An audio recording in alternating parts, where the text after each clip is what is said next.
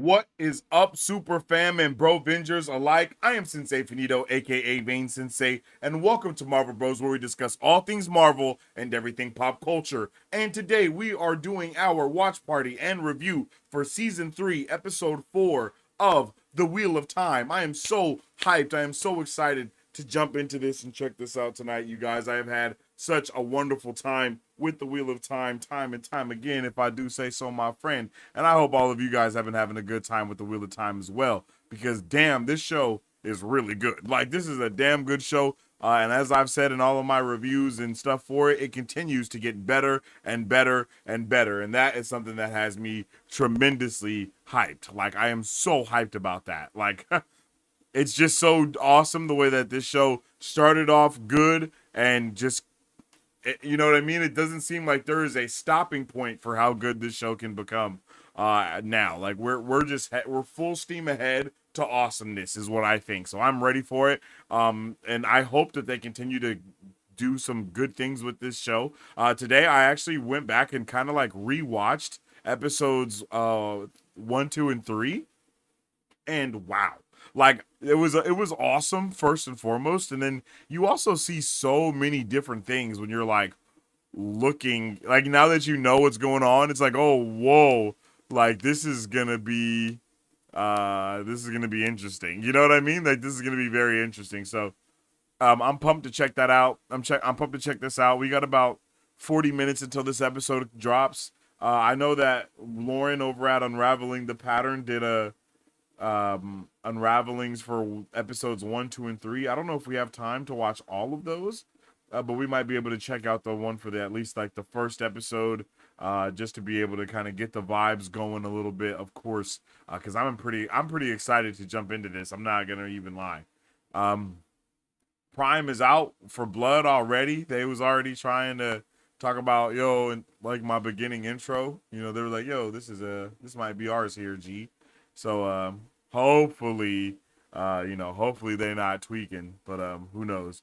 Yo, what's up with the Conda the Ghost? I see you over there on the shorts. How you doing today? Mari Sue, I see you in the chat. Marvel Cuphead, I see you in the chat as well. What's up with it, everybody? How we doing? Hope everyone's having a fantastic day. My guy Coda said, what is the picture from on the bottom of the screen? Yo, this is from Wheel of Time. The Wheel of Time, season 3. It's out right now, on Prime. The first 2 seasons are out on Prime, and then we also have the first 3 episodes of season 3 out on Prime as well. You're definitely gonna want to check them out. If you guys haven't been watching The Wheel of Time, I think you should 100% go and watch it. If you like fantasy type of things and all of that, like, it's in its bag. It has that Game of Thrones-esque type of vibe, which I know a lot of people are looking for. I know those are the buzzwords that a lot of people look for as well, and it has those vibes. You know, it has the political intrigue, it has all those levels that you need, but it also has a really good magic system, some really good world building. And much like Game of Thrones, this is based off of a book series, and the book series is also called The Wheel of Time. Book 1 is called The Eye of the World. It's an awesome book. If you guys if you guys are avid book readers or want to get into books, this is a really good book. And you know, like I said, that's what this show is based off of, that we're gonna be watching tonight for our watch party. And I'm pumped to talk about it tonight, man. Yo, what's up with the Cuphead? How you doing, man? I hope you're having a good day today. We got a good episode tonight. Yo, Marisu, I'm already knowing. I'm pumped. I don't know what we're going to be getting into, but I'm pumped for whatever it is. You know what I'm saying? Like, I don't know what it is that we're going to be doing, but I am so here for it. My theory is Rand will go through Redacted. That's crazy. That's crazy. Snow White live action was really good. I saw it on Wednesday. The Wonder Woman actor carries film as Evil Queen. Oh, okay, Cupcat. Yeah, I think me and Remy are gonna go see that tomorrow as well. So, you'll probably see my review for that movie tomorrow here on the channel. I'm trying to get to the movies, man. I need to see Mickey 17. I need to see all the movies, and I'm going to, because I have the Regal Pass, and I just need to catch up on everything. But I'm happy you liked it, Cuphead. I'm definitely going to go check that out tomorrow as well. I'm very interested in it, despite all of the things that have been going on around it. I still want to see how the movie holds up, especially with all these Disney live action stuff and all of the things. I want to know how that's gonna be. But I definitely think that the live action Lilo and Stitch is going to be the best live action adaptation that Disney has ever done. 100%.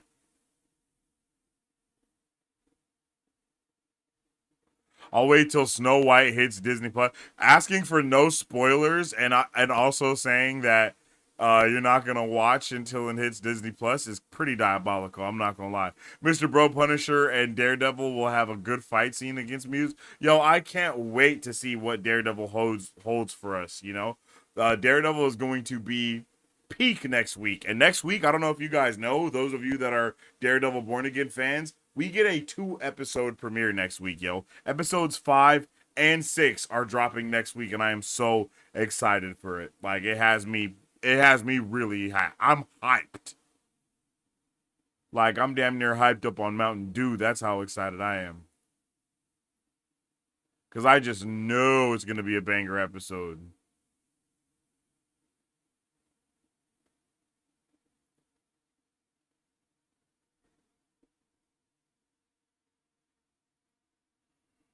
Hello.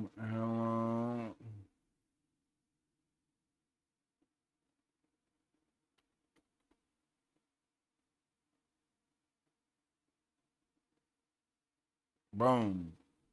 There we go. I finally figured it out. Holy hell. Yo, what's up with the KP? My guy said morning. Top of the morning to you, KP. I appreciate you for tuning in with us. Sorry, you guys that were over here on the shorts tab. I just now got your chats up over here. Coda said Lilo and Stitch. Hell yeah, yeah. I love me some Lilo and Stitch. Yo, what's up with the Gregory? Gregory says I always stumble across you right when I gotta go to sleep. Damn job. Read the whole series a couple times. Best to you. Hey, I appreciate you, Gregory. You can always tune in with our YouTube videos also that we drop. I did a review for episode 1 of this show. I'll be dropping a review for episodes. The series premiere, a season premiere. I did a video for, and then today I'm also going to be tomorrow I'm gonna be dropping my reaction video for the first 3 episodes, and then I'm gonna have my reaction video for this. I'm gonna be doing all of the content. And if you're an avid book reader, like you said, bro, you can also check out our playlist on the channel, where we've done book club here on the channel for all three. All the first. Wow, I don't know why I'm fumbling the bag with my words right now. We did a we did book club for the first 3 books for the Wheel of Time. Whoa, I don't know what just happened. I think I just had a mini stroke. Make sure y'all make help a brother out.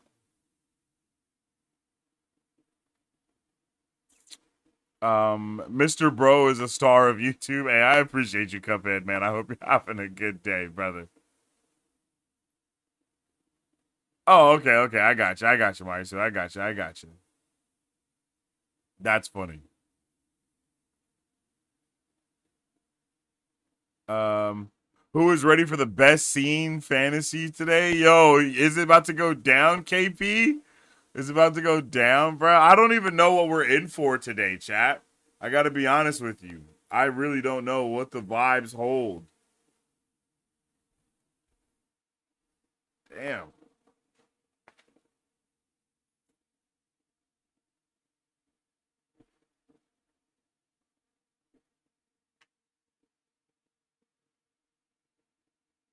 What's good, Chandler? How we doing, everybody? Um, yeah, you can, Marisu. I think YouTube either. Yeah, I don't know. I don't know what's up with the horizontal stuff, but it ain't been popping for me lately. I feel like I feel like my streams aren't even getting pushed out on the vertical thing, you know?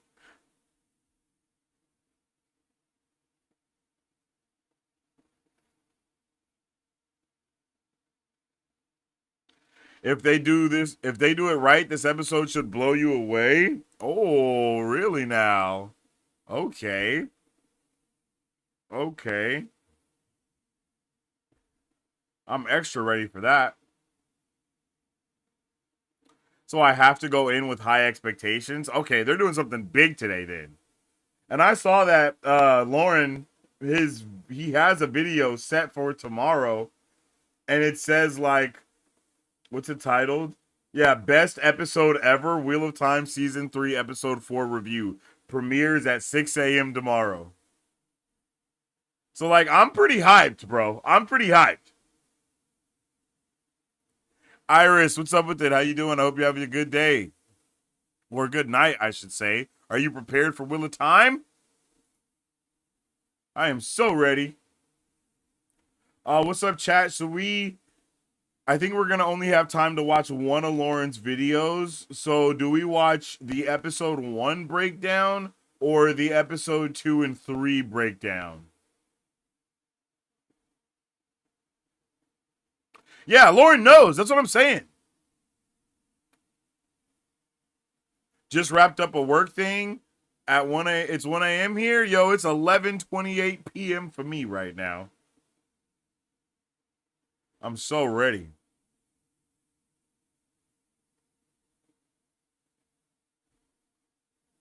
I was expecting to be awake. Hey, I feel that. I'm pretty tired too, but I am so excited for this show that my hype is just holding me to the roof.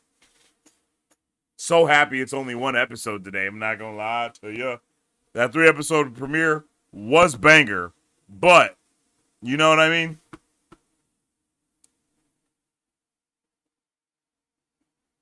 Maybe 2 and 3? All right, bet. We'll check out episodes 2 and 3.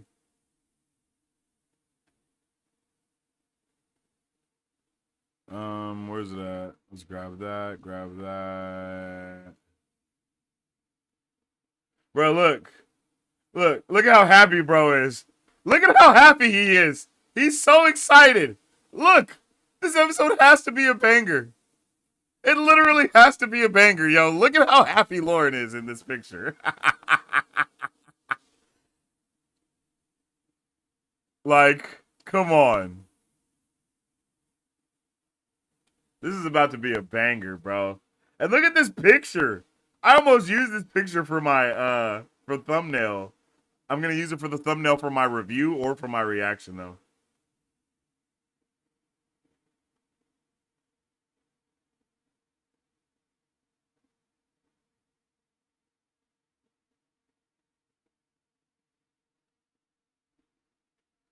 It worked for me. We head into Universal Studios for the day. Oh, let's go. I've never been to Universal Studios, so that I hope you have a good time, man. Drop some pics in the court.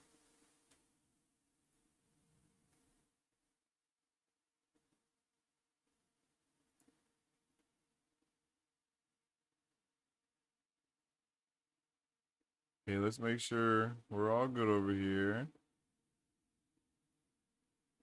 Let me get a 1 in the chat if you guys have read all of the Wheel of Time books. Let me get a 2 in the chat if you guys are here from the show. Let me know what you guys are, you know, like what are you a watcher? Are you a reader? Let me know. 1 in the chat if you're a reader, 2 in the chat if you're a watcher. Unfortunately, I was bullied into reading book 3, so I'm kind of a I'm like right in the middle now. You know, I'm like a roch. I'm like a rocher. That sounds kind of nasty, but I mean nasty kind of fits for the Robert Jordan stuff. You know, bro is a little freaky. I'm just saying. I'm a readocher. No, that sounds even freakier, yo. What the hell? I'm a weeder. I like weeder. Do you always want to be in this line of work? I always wanted to be famous. To a question. All right, here we go, chat. Let's check out this is a okay. This is from our guy Unraveling the Pattern. Make sure you guys go over to his channel and show him some love. If you guys know about Wheel of Time, you probably know about Unraveling the Pattern. I'm the person you don't know about. You feel me? But definitely go show bro some love. Lauren is awesome. He's been around here a couple of times. Much love to him for sure. And I'm excited to check this out, yo, because these episodes Warning, were this bangers video for breaks sure. down The Wheel of Time Season 3, Episodes 2 and 3, containing spoilers up through Episode 3. This is mostly safe for non-book readers, but check the spoiler warning in the Mostly description for more details and watch it. Spoiler warning in the description. This video contains show spoilers for episode 3, mostly safe for but I do talk about helpful backstory and lore related to things that were mentioned or hinted at in this episode that might be unveiled in the books or might be helpful for future context. No future plot spoilers, but some speculation and theories. I believe this is safe for non-book readers, but as always, watch at your own risk. I'm so nervous, chat. I'm so nervous. Do I watch it? We're gonna watch it. We're gonna watch it because I'm nervous, but we're gonna check this out still. No, Genshin episode 4 hasn't released. Episode 4 releases in about 27 minutes.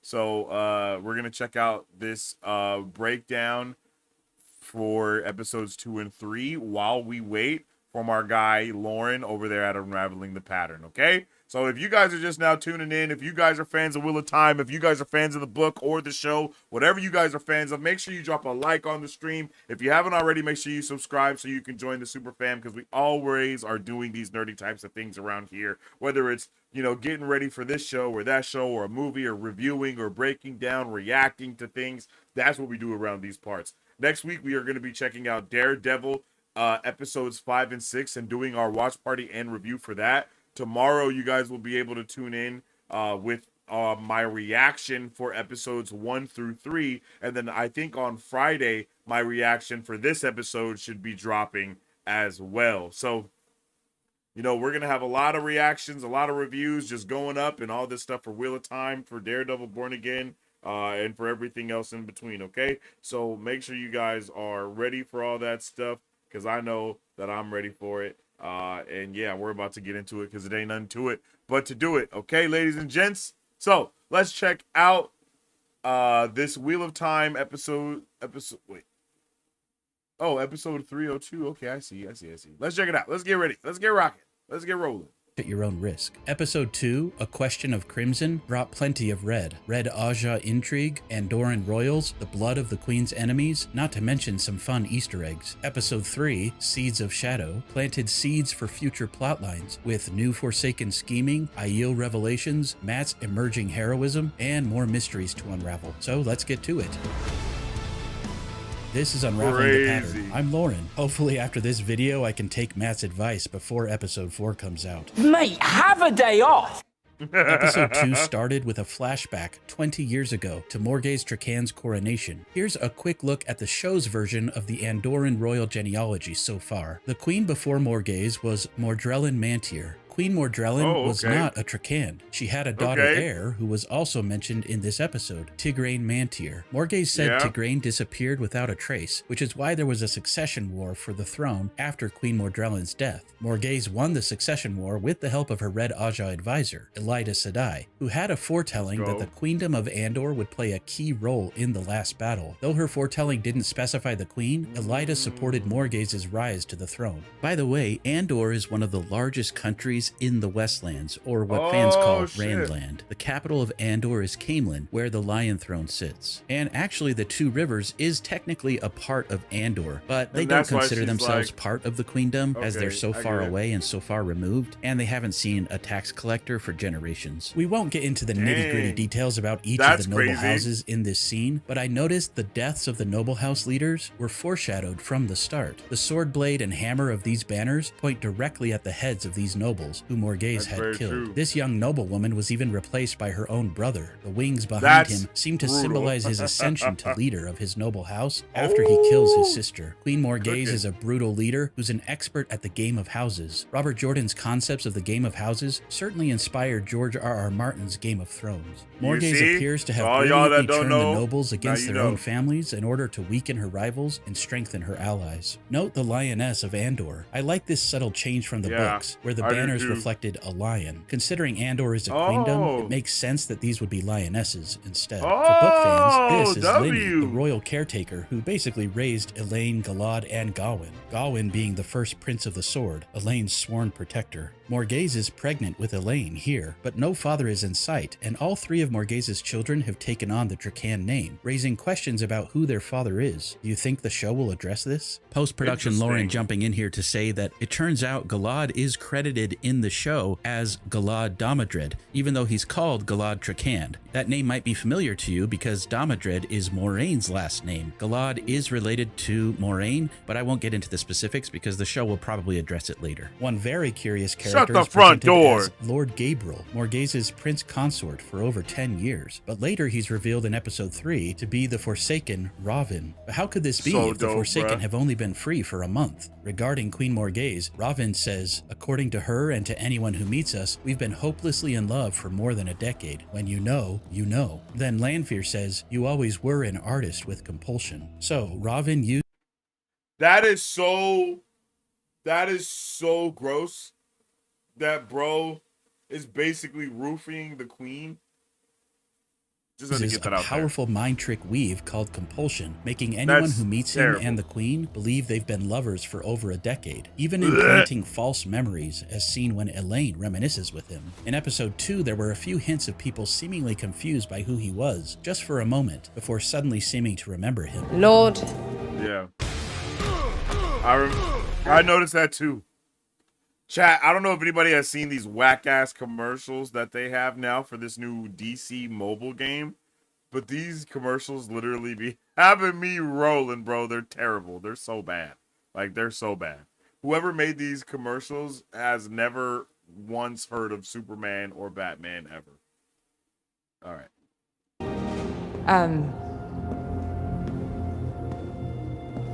Forgive me, Lord Gabriel, Prince Consort of the Queen. That's so wild. Imagine the confidence of this Forsaken, walking into the heart of Aes Sedai power and using compulsion to convince everyone he's Lord Everybody. Gabriel with over a decade of history with Morghese. He truly is an artist with compulsion, but also how evil is this? He's got lipstick on his cheek and is clearly in bed with Morghese. Don't let his Yeah. charms fool you. What Gross. he's doing is a terrible violation. It puts this scene with Elaine in episode 2 into a whole different perspective. Is he comforting her or creeping on her? Also, considering Morghese has Man. been heavily brainwashed by Ravin, makes her anger toward the Amerlin and her desire to bring Elaine home more suspect to me. Ravin is Yeah, I quite the agree. diplomat, easing tensions for Queen Morghese, Elaine, and even among the Forsaken. In contrast, this new Forsaken, Samael, short in both stature and demeanor, lacks diplomatic skills. He has this large scar across his face. Having come from a time of Oh. miraculous healing, why does he still have this scar? Also, he appears quite militant, wearing the uniform and sword of a general from a time Yeah. long past, seemingly inspired by Napoleon. Samael clearly doesn't like Lanfear or trust the other chosen. When he leaves through this portal, he never turns his back to the others. I love how we got to see a clear weave showing how the Forsaken travel or teleport around in this opening scene. In the books, Oh, these that's so portals are badass. called gateways, not to be confused Oh. with way gates. A gateway is a special weave of the One Power that allows those powerful enough to essentially create holes between two places in the pattern that they can easily walk through. This is also referred to in the that's lit. books as traveling with a capital T. Side note, have you noticed that whenever male Forsaken weaves are shown, there is no corruption? Anyway, Lanfear mentions she wants an alliance with the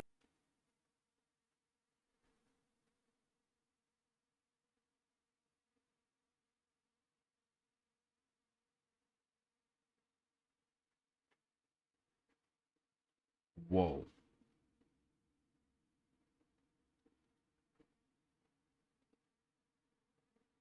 How the hell did I not notice that?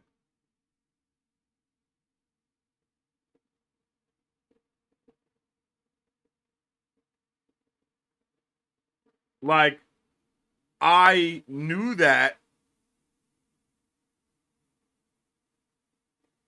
Like, I noticed it because I was like, wow, the weaves are so beautiful and pure. other chosen, But I stop never, like- Moghedien, claiming that while Moghedien You is a know? weak coward, she's also very smart, and if they don't work together, she'll pick them off one by one. Lanfear claims to be the strongest of the Forsaken since Ishamael's death, and she introduces the term Nameless. Nameless is the Dark One's chosen leader of the Forsaken, a title Ishi held. Samael questions why a new Nameless hasn't been chosen, and Lanfear hints it may be due to the Dark One mourning Ishamael. But could this possibly mean that maybe Ishi isn't dead? Ravin considers taking Lanfear's alliance alliance proposal to 2 other Forsaken, Grandal and a new name, Semirog. Let's check in with the Forsaken tracker. By the end of the Oh. Ishmael, Lanfear, Moghedien, Robin, Samael, Grendel, Simiej, and who knows? these 2 episodes, we now know Moghedien is in Tanchico, spying on the Black Aja, while Ravin is in Andor with Morghese. If there are only 8 Forsaken in the show, we now have confirmation of 5 faces and 2 names, leaving just 1 mystery Forsaken. Some fans speculate this final Forsaken may be an amalgamation of others from the books, but I won't spoil or even speculate about that. Oh, yeah, that's here. right, because After there's like Lanfear 13 and in the Samael book or leave whatever. through gateways, Moghedien emerges from the shadows, as she does, and shares a tense exchange with Ravin, where they almost As seem she to test does. each other with compulsion. Their tension hints at either mutual distrust or perhaps a romantic history. Only time will tell. Can you please just hear me out? Yeah. No, all work management platforms are the same. They take I love forever to how, learn, like, and in the end, they're nobody kinda- uses them. Monday.com is It's like the Perrin, Sith Loyal, in a way Bane, and to where Chiad they just can't trust Exit a each other Waygate at in the all. Mountains of Mist, just west of the 2 rivers. This episode's depiction of the Waygate felt closer to the books, though still not fully matching Robert Jordan's description. In the show, likely because of the Matt recast problems in season 1, they had to explain that channeling could open a gateway, but couldn't be used inside of the ways without summoning the Black Wind. In the books, a leaf-shaped key embedded in the Waygate allows access from either side, a detail clarified here and even featured in a deleted season 1 scene with Pat and Fane. The show's clarification of this process is a minor fix, but a welcome one. As they exit, Perrin smells something wrong, claiming that a man and a woman who smell like ash passed through the Waygate here. Loyal says that only dark friends would pass through the ways without an Ogier guide. After some beautiful traveling montage sequences, Perrin arrives home back Straight at the 2 beautiful. rivers, and he grows suspicious of this man, Lord Luke. Lord of what? Exactly. We also meet Lord Luke's companion, Mandarb, who claims her name means blade in the Old Tongue. Both say they are hunters of the Horn of Valir, which makes Perrin chuckle, having been part of the group that actually found it. Could they be the odd-smelling man and woman Perrin noticed earlier? Do you think they're dark friends? For book readers, could a certain someone who smells off be half man and half woman? If you know, you know. Somehow, Alana and Maxim were already in the 2 What? rivers when Perrin arrived, which is surprising considering they were in Tar Valon at the same time as Perrin's group. Perrin asks them if they also traveled through the ways, and they just smile at each other, which has me pretty curious. Could they be the man and woman who Perrin smelled? Now, the obvious answer is Alana's the one with ash on her face, as we I was learn like, later, yeah, so they are the 'cause they ones smell that of he ash. smelled. But So, something yeah. feels off to me. I don't think Perrin would have asked them how they got there if they were the 2 he smelled, so it makes me wonder, if they didn't travel the ways, how did they get to the 2 rivers? Could That's a very good question, Lauren. That's a very good question, because I do assume that it is them. They're literally covered in ash. And I'm pretty sure the dude has ash on his blade. She's wearing the ashes on her face. So that's why I think it's them. But I don't know. Could Alana possibly know the weave Very good for question. traveling with gateways? Loyal is tired. His maps are suffering so from something useful. called Yeah, belonging, maps are a amazing. condition Ogier 2 face Rivers when Tax away Shelter. too long from their homes in the steading. Napoleon, I'd love to see a good scene where short teen Loyal reference, returns home to facts. the steading among more Ogier. Perrin visits his wife's Men grave to sworn bury to her the men Dark and One discusses a new concept that isn't in the books, where his are family's immune. tradition is to plant an apple Dark seed One with the offers departed. more than I loved cookies, I Perrin's guess. I line think we about actually him talked feeling about both that hurt before, and chat. comforted to see how her tree has thrived in his absence. He also shares a moment of understanding with Alana, who is mourning Ivan. Later, Perrin teases Mandarb about her name, noting it's also the name of his friend Lan's horse. She later reveals her real name is Fail, meaning falcon in the Old Tongue. It means falcon. So you see, Perrin Aybara, hunting's in my blood. Fail is a divisive character among book readers, but so far she's been a highlight for me in the show. White Cloaks are in the 2 rivers as well, hunting Perrin for killing their leader, loving it. Jeffrem Bornhold, back in Falm. His son, Dane, seeks justice. Marin Alvir, Egwene's mother, tells Perrin his family was kidnapped but rescued by Tam, Rand's father, Abel, Matt's father, and Bran, Egwene's father, none of whom have made an appearance in the show this season so far. The White Cloaks have caged Matt's sisters and mother, Natty Cawthon, prompting Perrin to consider consider surrendering, but learning that Trollocs also threatened the village and encouraged by the Women's Circle, he instead rallies local farmers to stay in the village to defend against both threats. I think his influence as a ta'veren is showing in this scene. He told Rand in episode 1 that he's not a leader, but clearly he has what it takes. Bail definitely seems impressed. Real quick before we continue, I have a lofty goal of getting to 50,000 subscribers by the time season 2 ends, so please consider sharing my videos with others and consider supporting me on Patreon or on YouTube like these awesome people. Back in the White Tower, apparently the damage from the attack by the Black Aja has been mostly swept away. I'm curious how they managed to clean up all of that damage so quickly, but I suppose them being able to channel is a good enough explanation. That said, Elaida notices some remaining scars from the attack. This crack in the pillar is proof that beneath the surface, the White Tower is fracturing. Siuan is losing her grip as the Amyrlin seat at the very time when the Aes Sedai are supposed to be united for the last battle. Elaida stays at the tower to exploit its cracks, aiming to restore the Red Aja's glory and to cage Rand. I loved the political intrigue as Elaida visited the Red Aja quarters and vied for power. Book fans will also be pleased to hear the name of Galina, another important Red Aja sister from the books. Elaida's shaking hand and bracelet, both absent from the books, are very intriguing to me. The shaking could be due to age or anxiety. After all, the Aes Sedai are good at hiding their emotions publicly while struggling privately. But then Min, who was tasked by Siuan to spy on Elaida, noticed Elaida touching the bracelet fondly while saying things will work out for her. She also said earlier, "I am lucky." Min asked her if her bracelet was part of another foretelling, and Elaida smiled and cryptically said, "Of a sort." I went back and took a close look at the bracelet and noticed a snake-like symbol. What do you think this means? We've seen other hints of snakes in the show, as discussed in my episode 1 breakdown.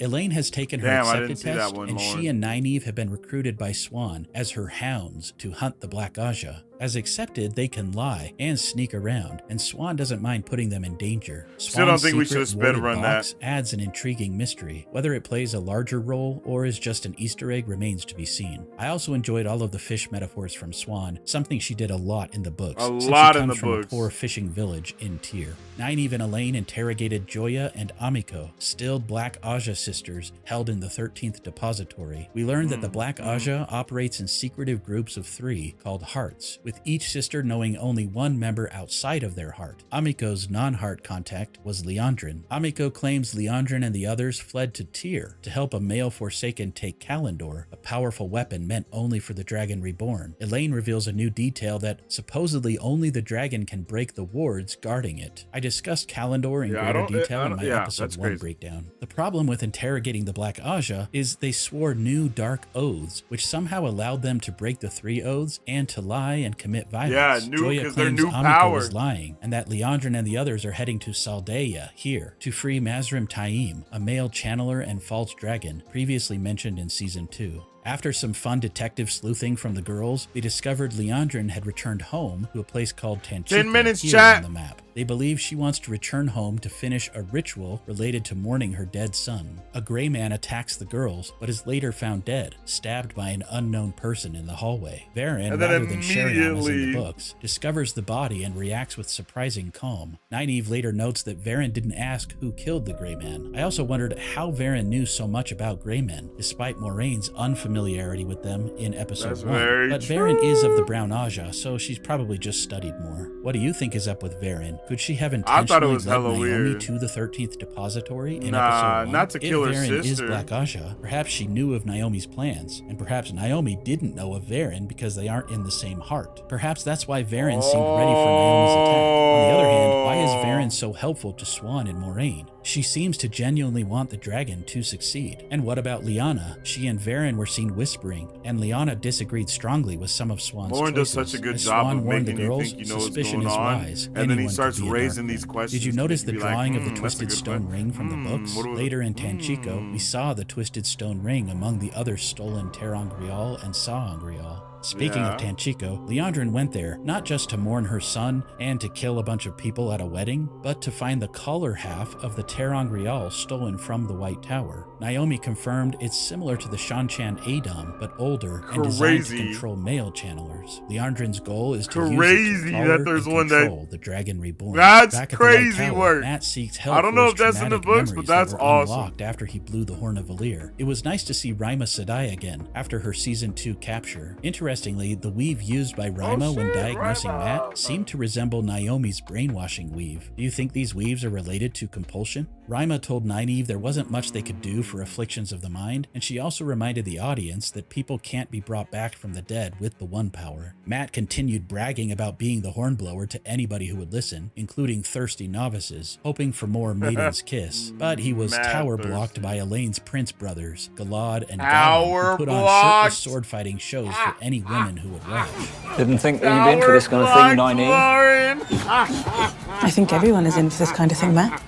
Swan summoned Matt and informed him that it would be pretty irresponsible to tell people he was the person who blew the Horn of Valir, because the person who blows it is linked to it, and the horn can't be used by anybody else unless Matt dies. This could make Matt a target for glory-seeking hunters of the horn or dark friends who might seek to hide the horn before the last battle. She took the horn for safekeeping and shared a story from the books about her uncle Huan, who died saving children from a fire. I loved Matt's reaction. I do what I have to do, but I'm no hero.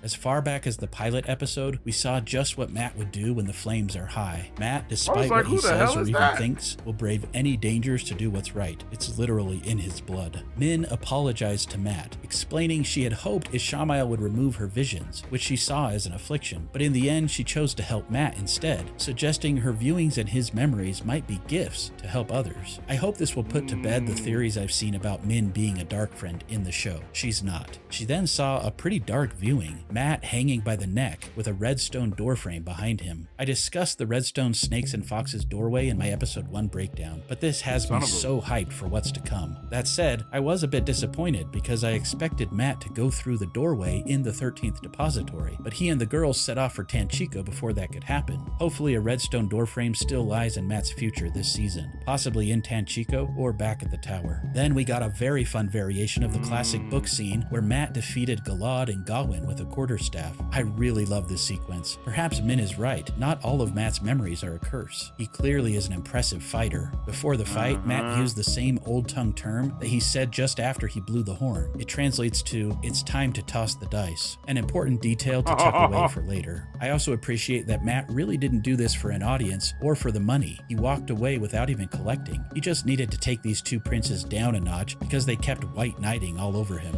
Speaking of white knights, did you notice that often Galad was shown wearing all white and Gawain was shown wearing red? Galad also showed disdain for Aes Sedai previously. So Nynaeve, Elaine, and Matt, with Min sneakily following behind, find a boat headed for Tanchico. Last but certainly not least, we had some amazing sequences of Rand, Egwene, Moraine, Lan, Aviendha, and the Aiel. I was so pleased to see Lan and Rand training with the sword. Lan has loaned Rand his old sword now that he's taken up the blade of Malkieri kings. Aviendha has disdain for the swords, which is going to be an important detail for later. Have you noticed that Aiel only fight with spears or axes? For non-book readers, you might think Aviendha is harsh and even unlikable, especially how she treats Rand. This is actually very similar to her book counterpart. She's extremely set in her ways, calling non-Aiel wetlanders, and generally just very close-minded about other cultures. One of my favorite elements of her character is that over time she not only becomes more open-minded, but also begins to enjoy certain wetlander ways. That said, it helps to understand why Aviendha treats Rand the way she does. Aiel prophecy says the Kara Karn, or prophesied chief of chiefs, Rand, will pretty much destroy the Aiel, and only a remnant of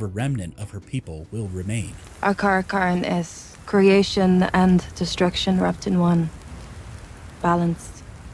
Sure, she's duty-bound to bring him to the Aiel waste so he can participate in the trial of Ruidion, but she doesn't have to enjoy it. Moraine asks Rand why he bothers with sword training when he has the One Power. Rand explains that it gives him a sense of control, and that Lan listens to him. He's not scared of the One Power exactly, claiming the sweetness of it is worth the bitterness that comes from the Dark One's corruption. Moraine tells him he has to embrace the bitter and the sweet, so he never forgets which is which. Excellent writing and foreshadowing for things to come. It turns out Lanfear is haunting Egwene in her dreams, appearing as her former captor. Lanfear is so out of pocket for that.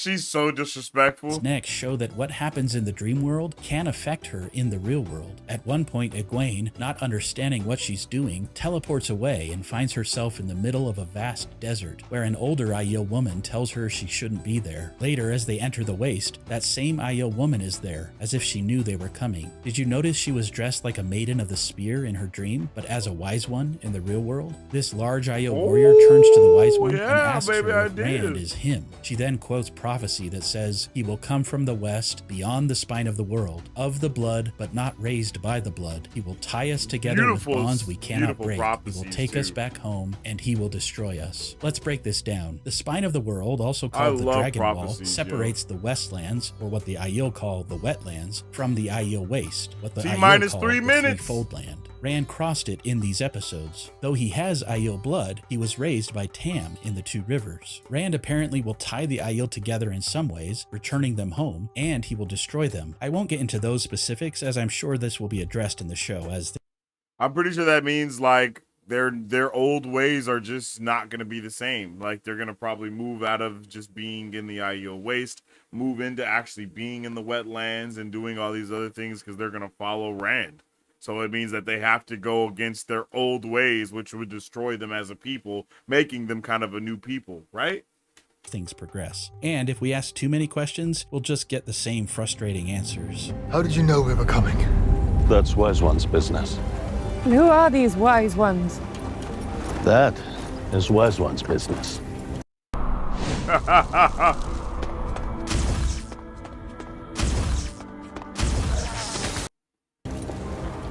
The Aiel are taking Rand to somewhere called Ruidion when they stumble across a caravan of Tuatha'an, or traveling people, that's been sacked, the people murdered in cold blood. Remember, the traveling people follow the Way of the Leaf, a non-violent ideology. The Aiel call them the Lost Ones, another detail to store in your minds for later. The Aiel are a touchy people when it comes to honor. Aviendha says the Lost Ones are dishonorable for not defending themselves, but harming defenseless people is even worse. They mention another Aiel clan called the Shaido. I'm not going to get into the weeds here, but the Aiel aren't just primitive desert warriors. They're highly advanced and organized, divided into various clans and groups, which I'm sure we'll learn more about eventually. Aviendha and this group of Aiel belong to a clan called the Ta'ardad Aiel. This man is Ruark. He's the clan chief, or leader, of the Ta'ardad clan. Each clan has a chief, but the Karakarn is meant to be the chief of chiefs, the leader of all the Aiel. Aviendha mentions that feuds over water are more common in the Waste than feuds over gold. We learn the Ta'ardad clan has a blood feud with the Shaido clan, and that this honorless killing of innocent people must come from the Shaido. An easy way to remember that the Shaido are kind of the black sheep or bad clan of the Aiel is to remember that Shaido sounds a lot like Shadow. I love how this is contrasted by Ruark's honor, as he chooses to stay behind to bury the lost ones. Rand asks about the trial of Ruidion, 8 minutes, Ruark... chat!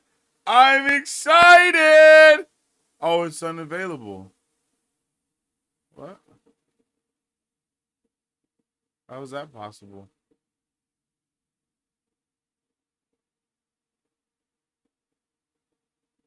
What the hell? What?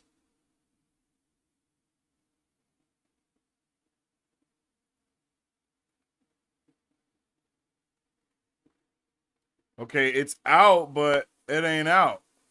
For me, at least.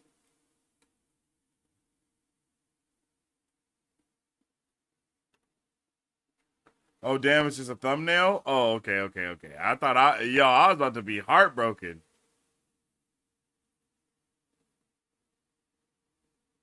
Nah, but it should be actually out now, though.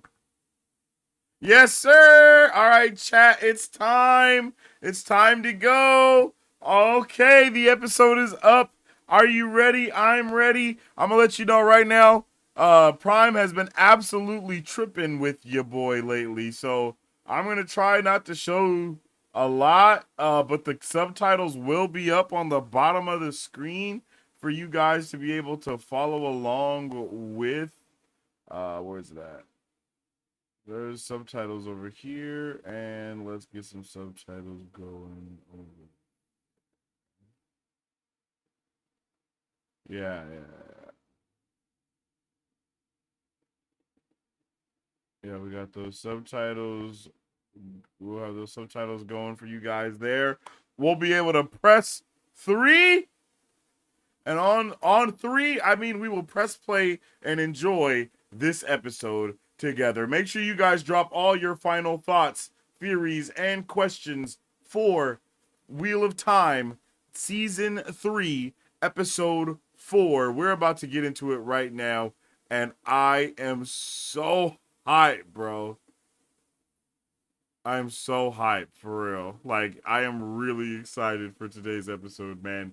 I'm hoping that we get to have a real good time today.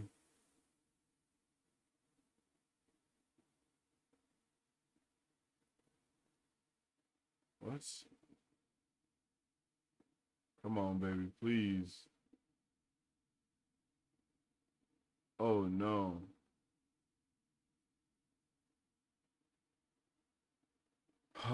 Of course.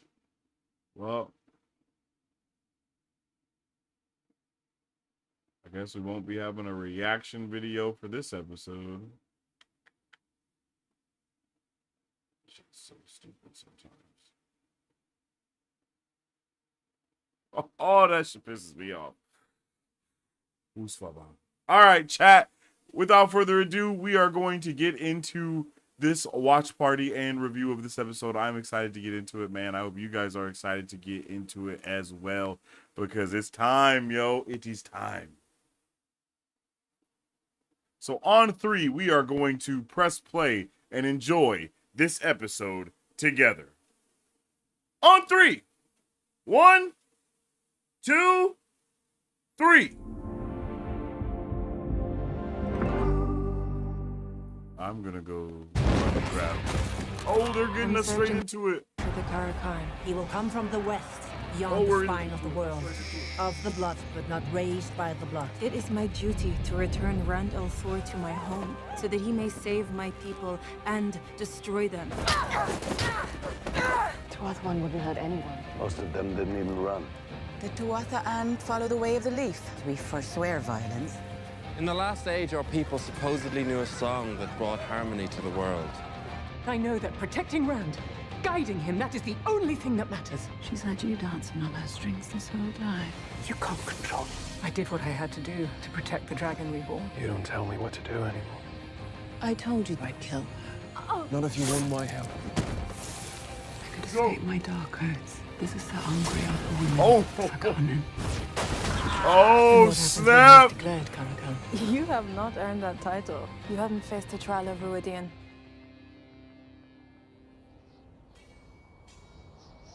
Oh. Still training? I love it. I love that they're still training. What are you thinking of? That last part. Nothing. Oops.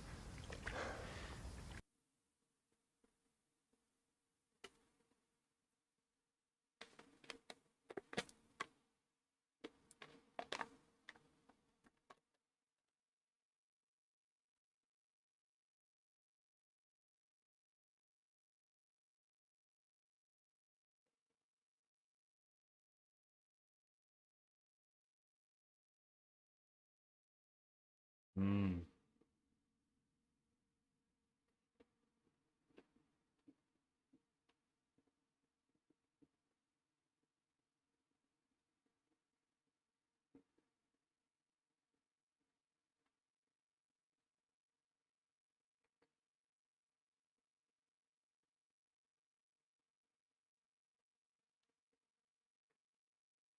Oh.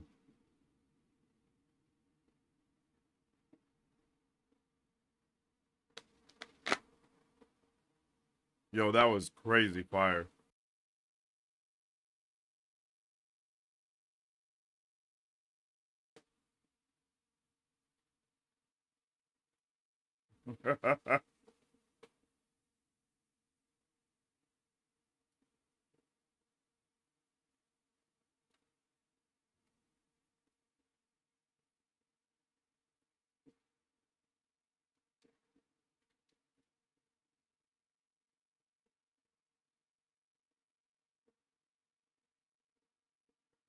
Yo, I'm so happy we get to see the relationship between him and Lan, like, actually be some type of relationship.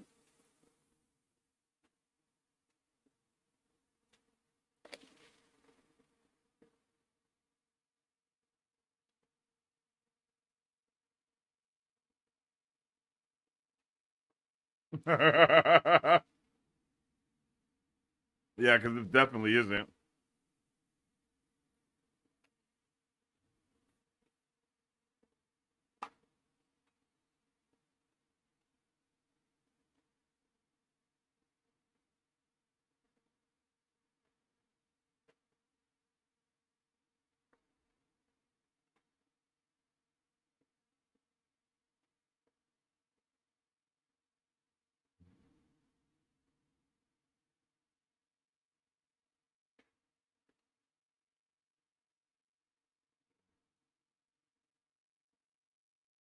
Oh.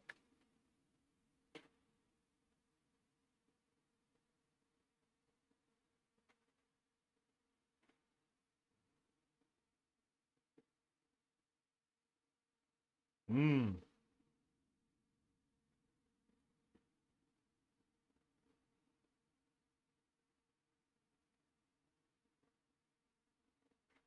Oh. Oh.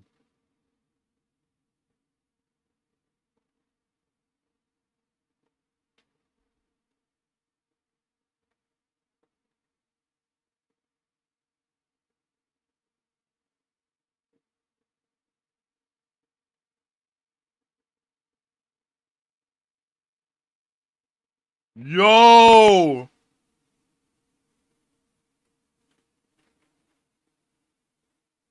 Yo.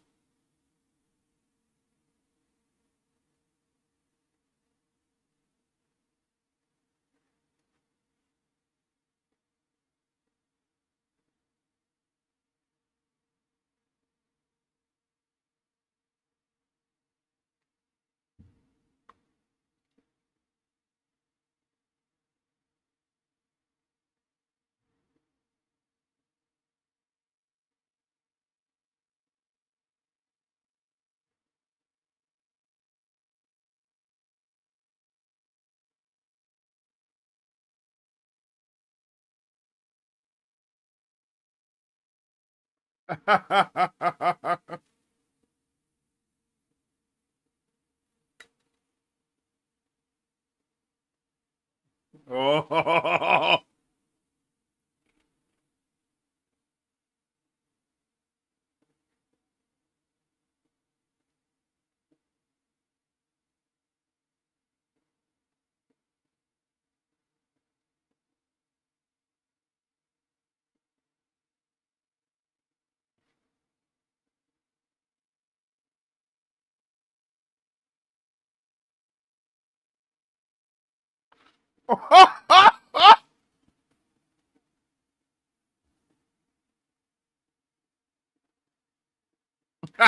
He's all excited.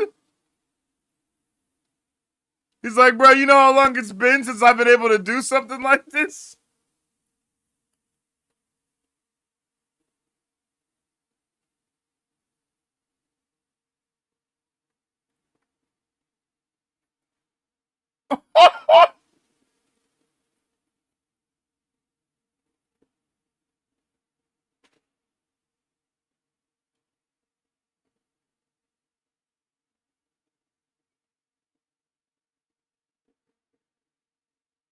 Oh, he took her spear.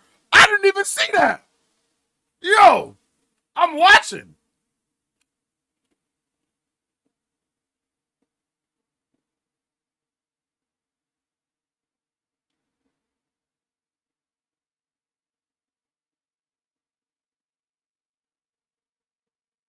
Oh,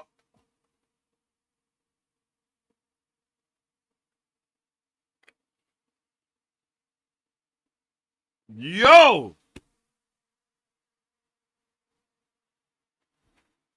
Not her having the same arc as my boy Rand. Holy shit. I didn't expect that at all. I'm not going to lie. I didn't expect that at all, chat.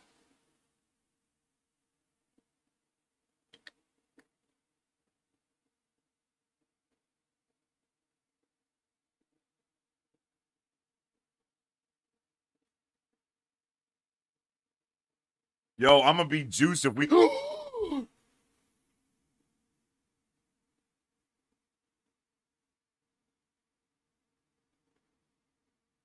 Hey, she's strong as shit. She just broke 3 spears over her knee. Damn, old lady.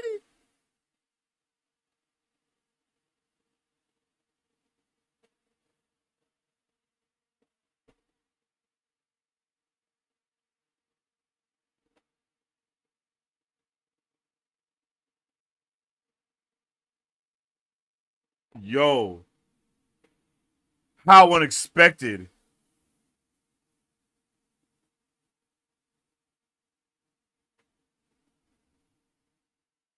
That's why she was tripping. That's why she was like, who did you tell we was coming? Because she knew that they was about to take her spears. Bro, this is insane.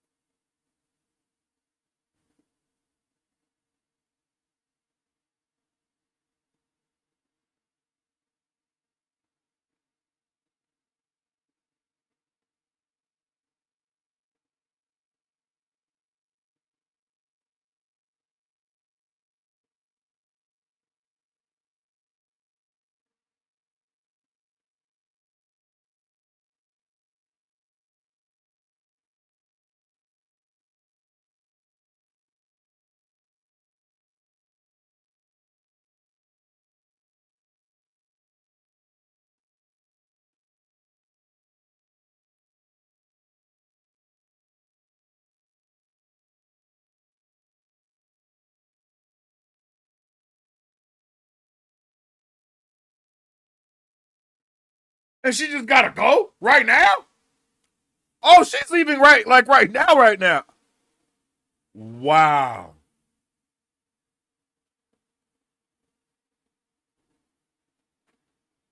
I love this show, you guys. I'm so happy to be here.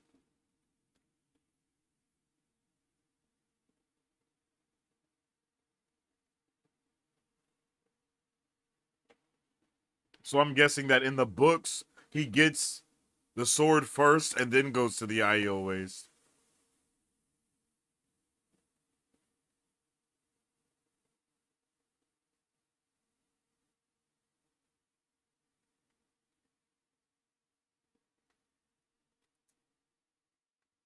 Oh.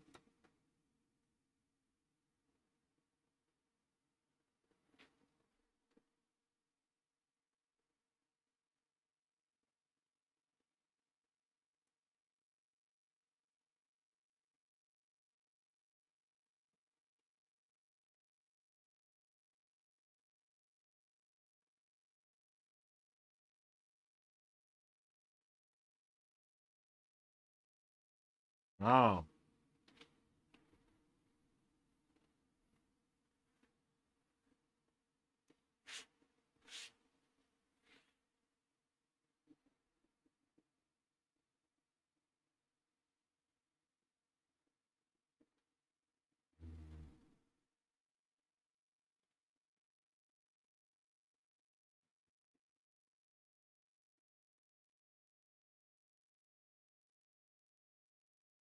Bro, am I tripping or is bro's voice deeper? Like, how did his presence get so presencing?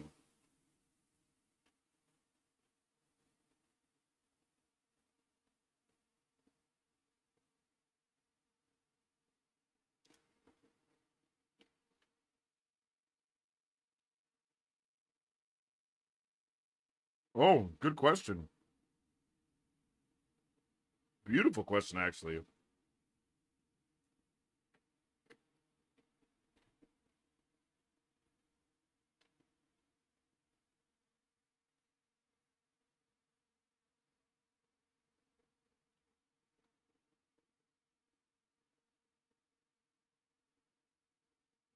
Let's go! Let's go! This is awesome! I'm so excited!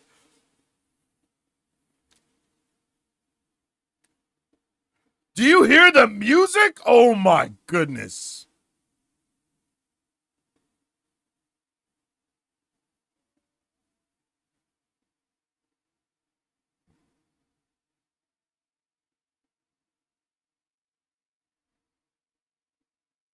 Is that Land Fear?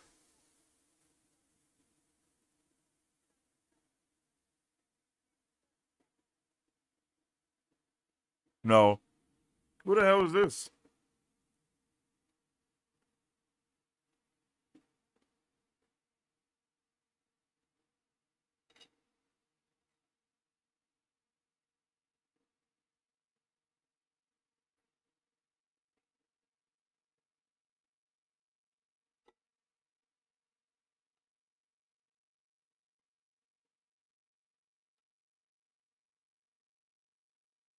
His son.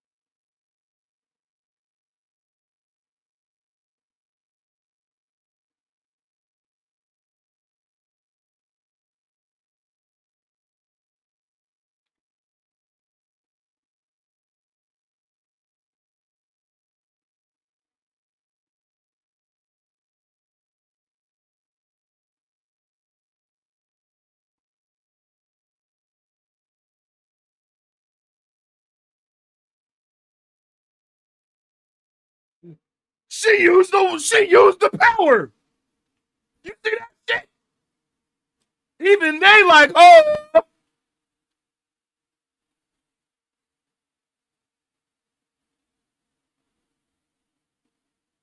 Look at Moiraine. I love seeing Moiraine confused. Oh my god. Her confusion feeds me.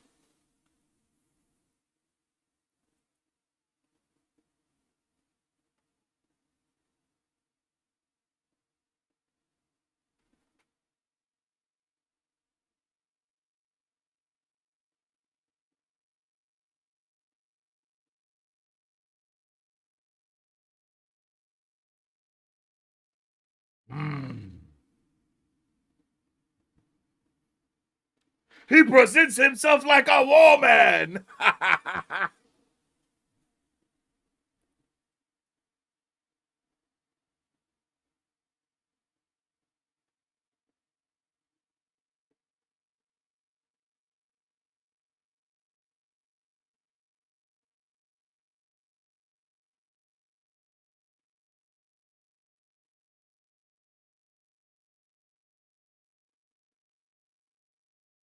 Oh. Moiraine getting Moiraine has to be my favorite thing ever.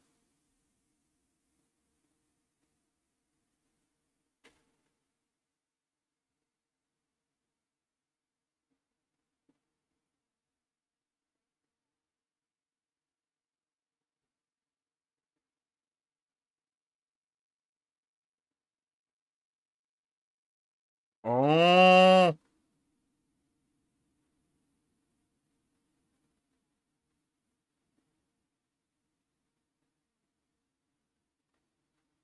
Yo, so they about to they're about to cook right now.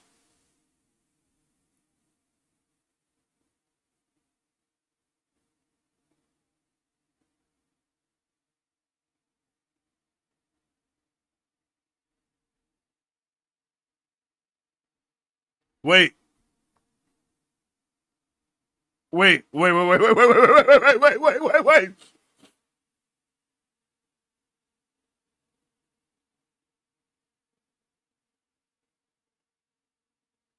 are we about to go into the bro?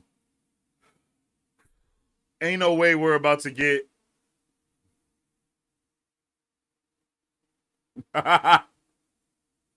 Let's go! Let's go, Moiraine! That was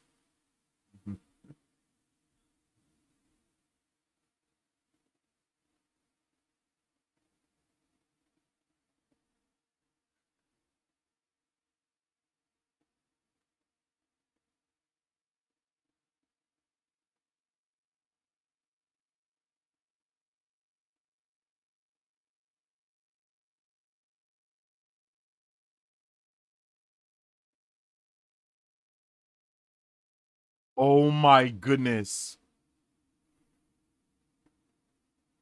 Hell no, I'm not ready. This is awesome.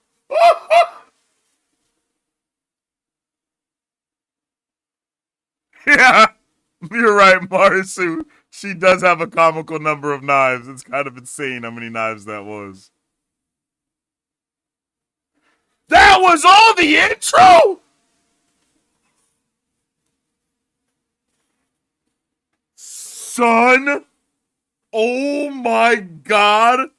Ladies and gentlemen, we have liftoff.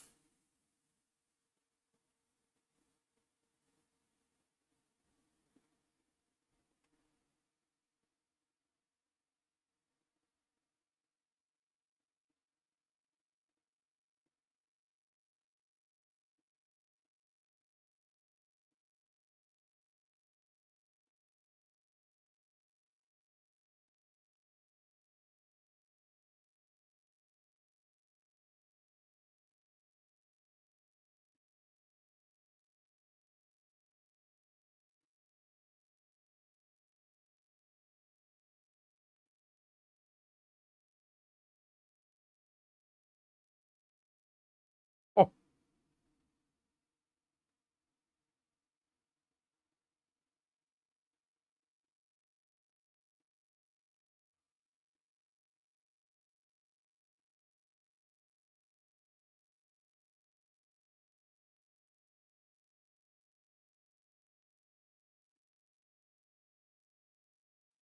This goddamn Yggdrasil. Wait. Have...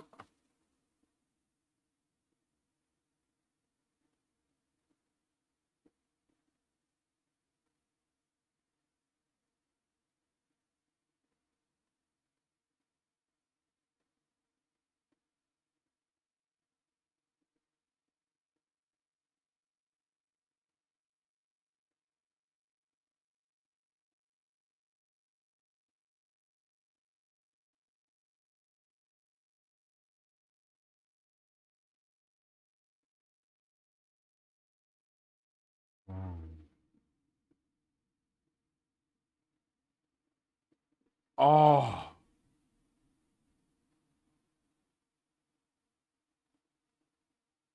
Oh.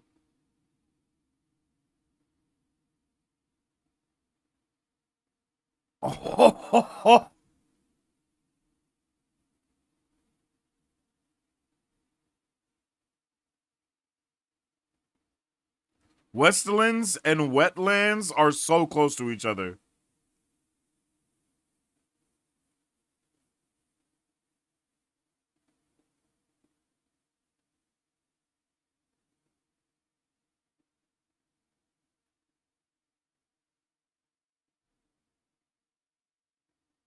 Basically, the wheel weaves as the wheel wheels, my boy.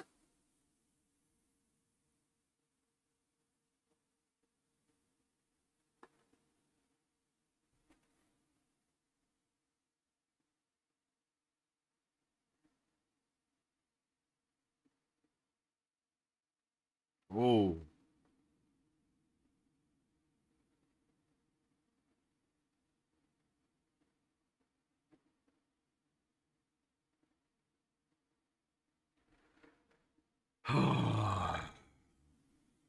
This is awesome.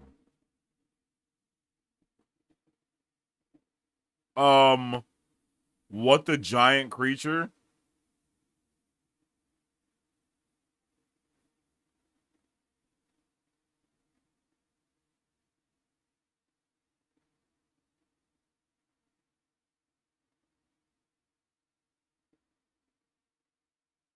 Is bro on the back of a giant lion turtle?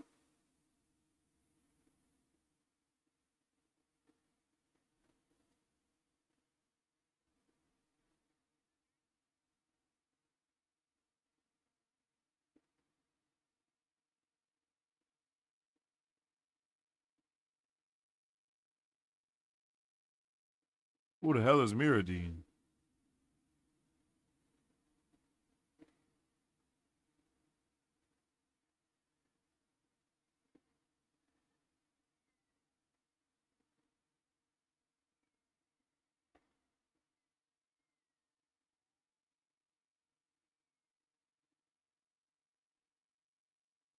Oh shit! It's about to go down.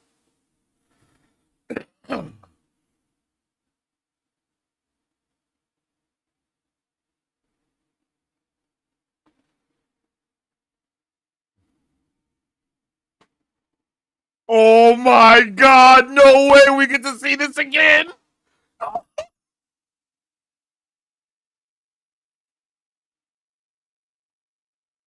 Yo, this is the dude that I thought was Rand's dad.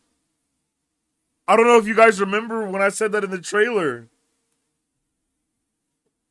I was like, yo, is that Rand's dad? And he goes and finds his woman dead.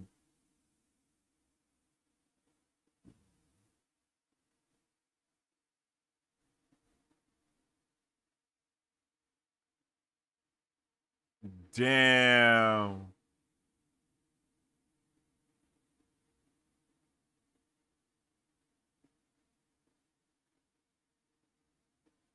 Damn, it is his daddy.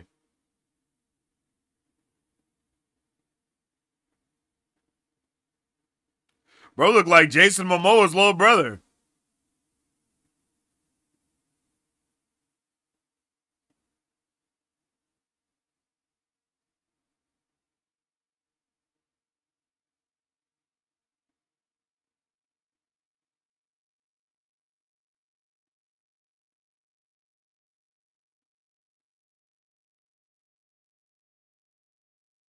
Damn.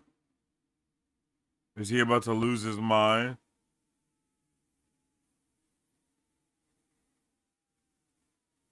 So it was his daddy. God damn. Oh!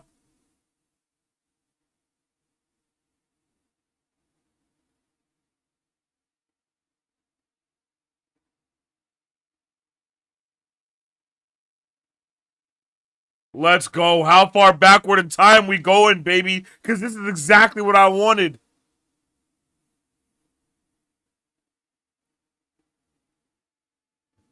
Please give us Lews Therin at some point.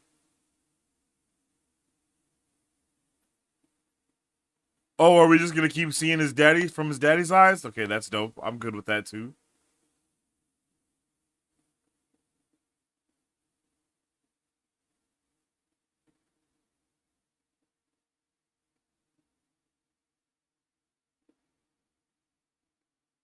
Bruh, he looks freaking awesome.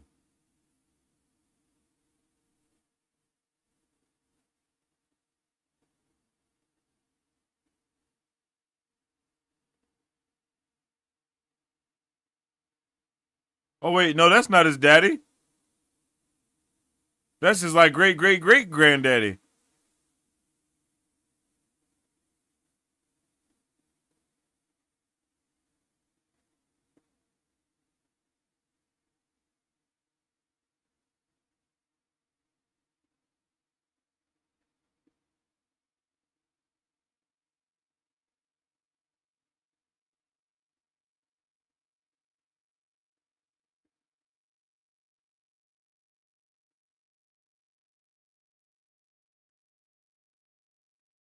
I like that their lips are chapped as hell. Bro, look like a caveman.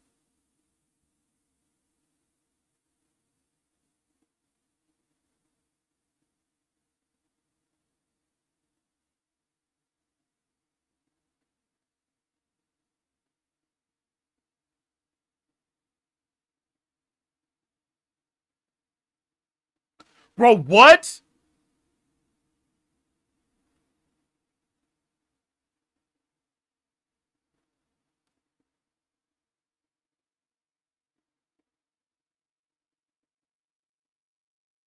What the shit?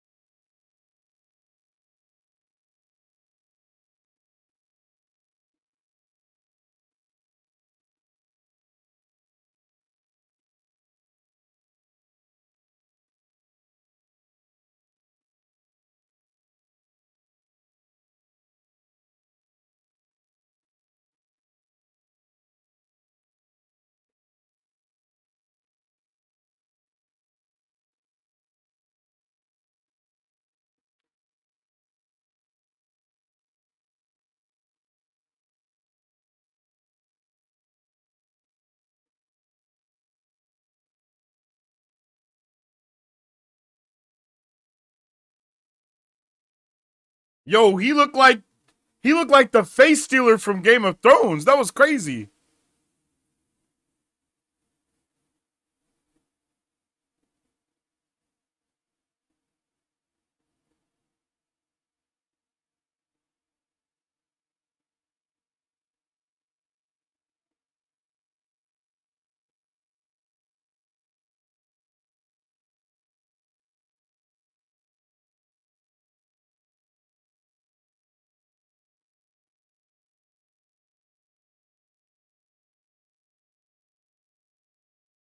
Oh shit. She's the Aes Sedai avatar. She got all the Ajas on her neck, right?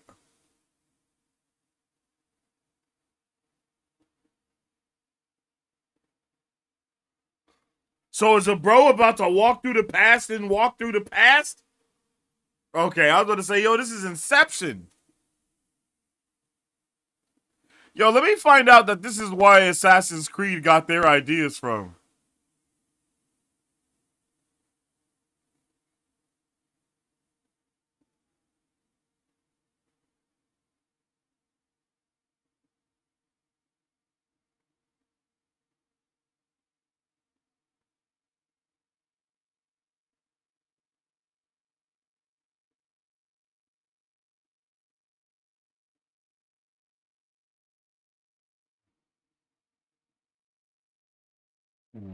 What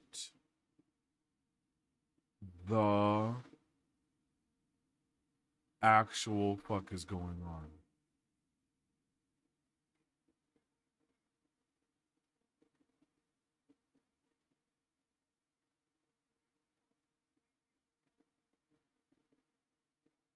Yo, he looks so different.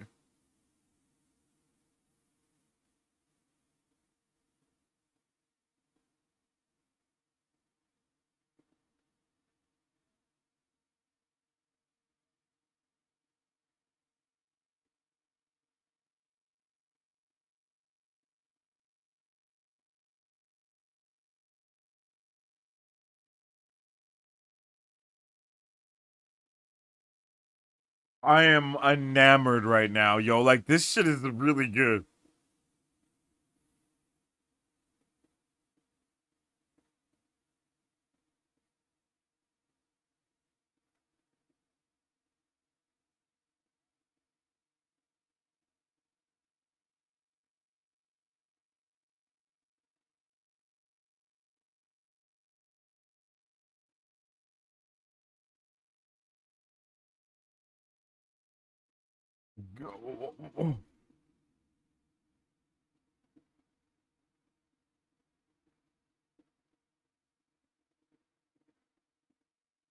Bandits kidnapped your sister and your boy's sister.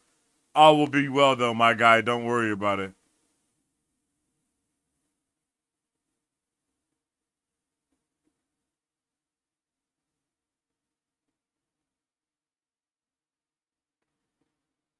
Okay. The actor that plays Rand is amazing.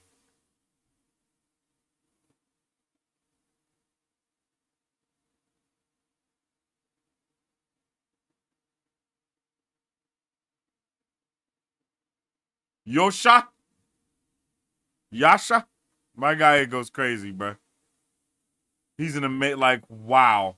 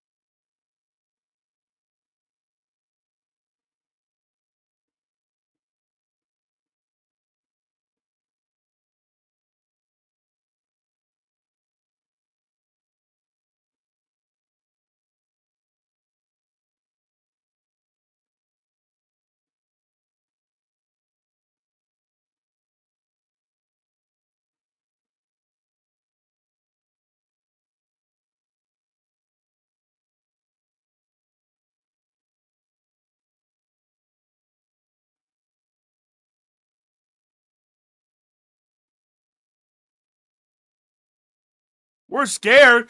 Get your ass up!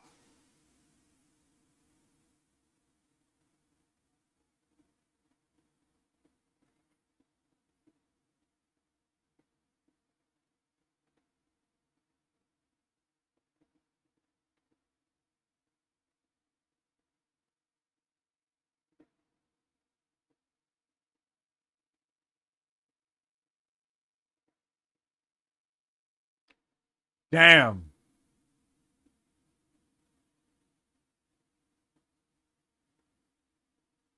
He ain't even want to go. Damn.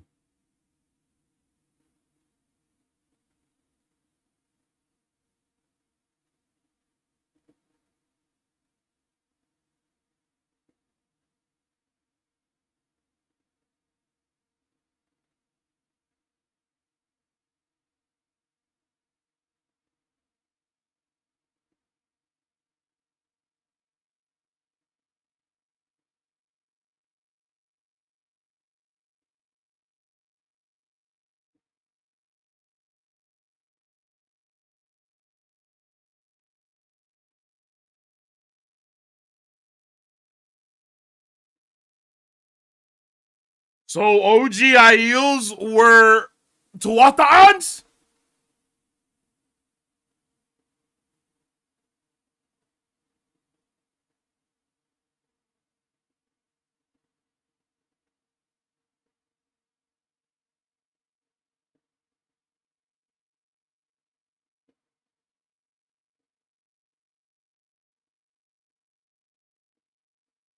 Those poor girls.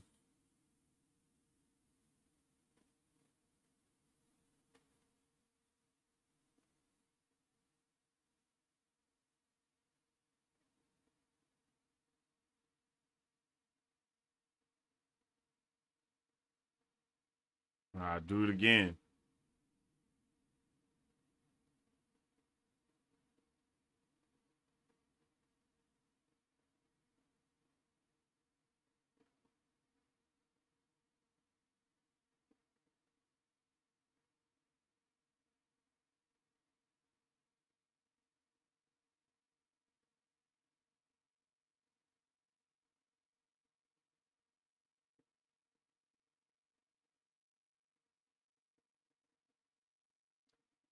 That's his granddaughter? Bro, the bloody plot is lost amongst these.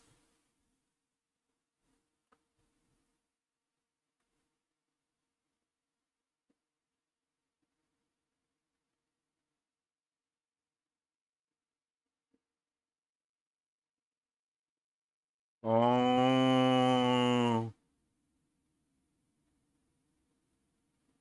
So, okay. So the Aiel.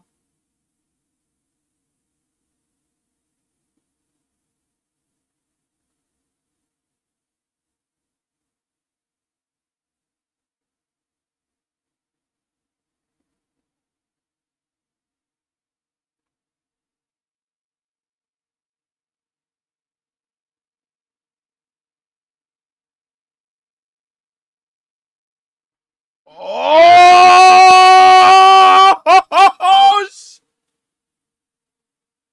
Oh shit!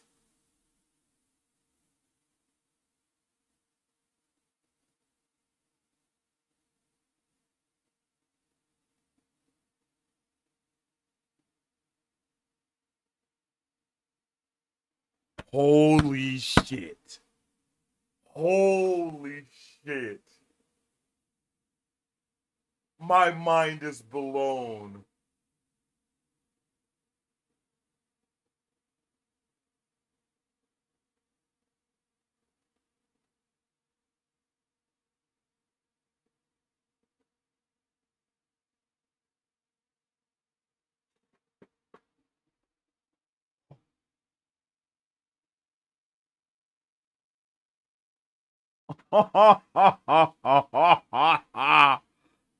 Fuck yes.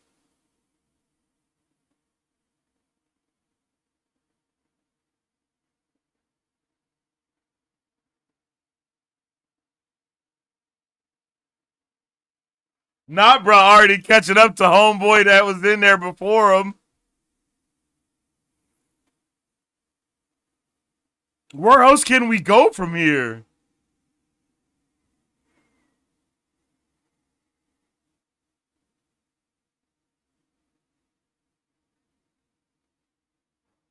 Yo, the sands from the first season's intro.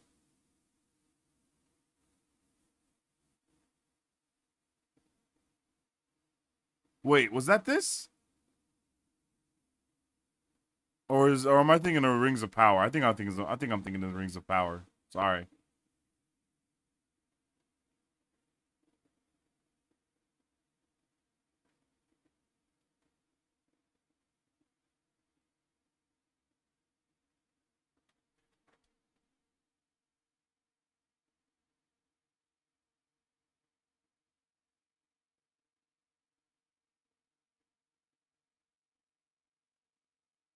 Yo. What the hell is that? I'm with you, Moiraine. What the hell is going on?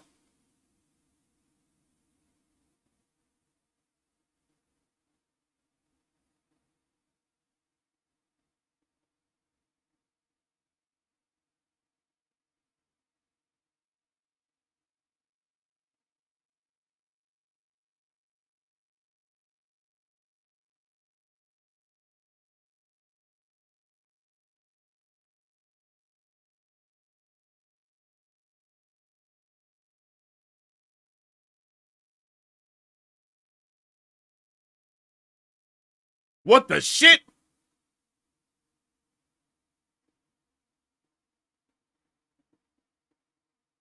Yo.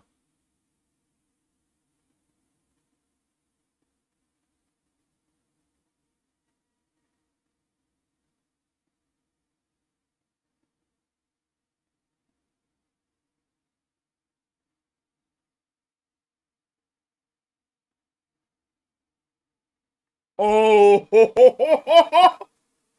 Oh my god.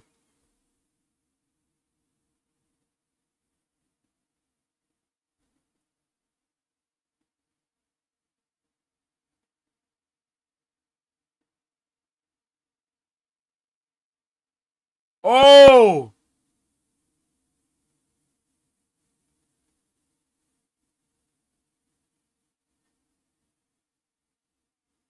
Oh my goodness.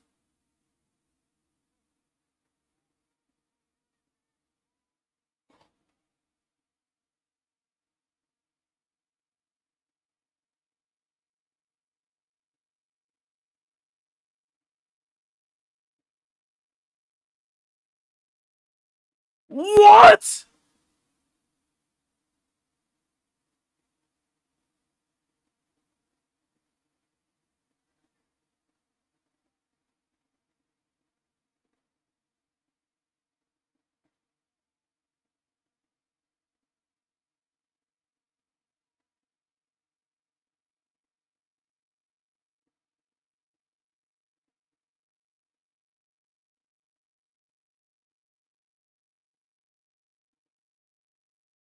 Oh.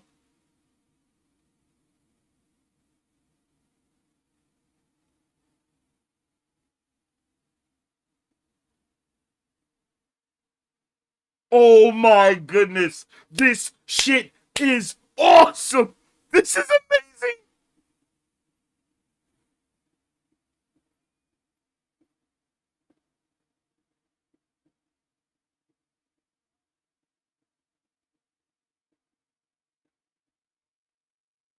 So wait, that still isn't the reason why they don't use swords then? What else do we need to learn?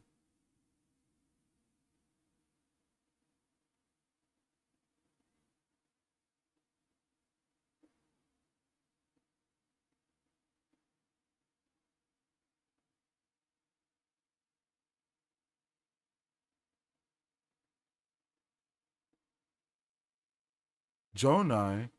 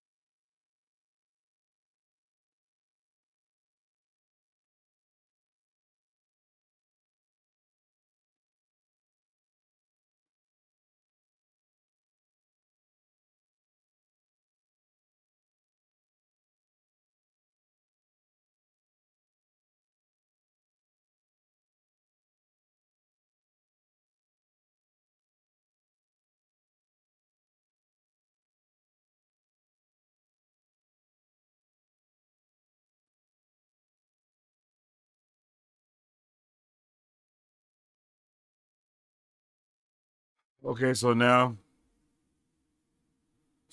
we got to figure out why they have oaths or what.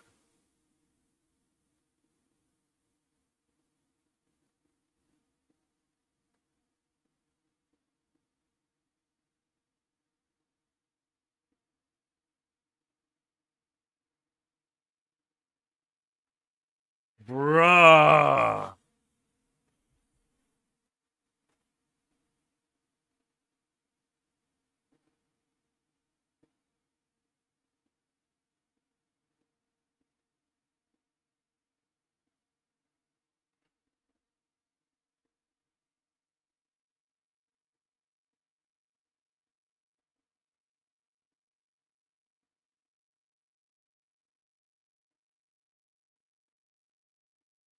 Hmm.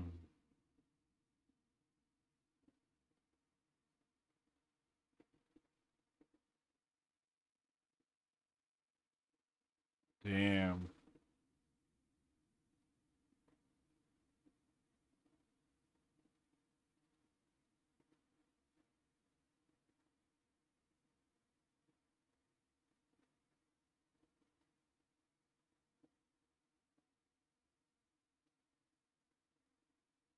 Damn.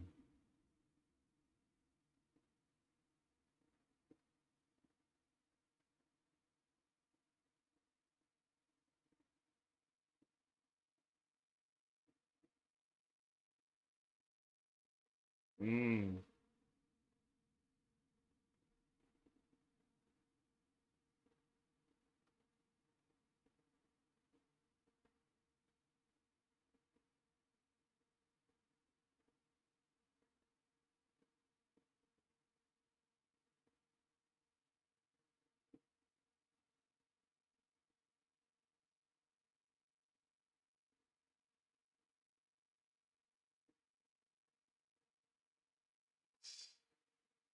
This is amazing.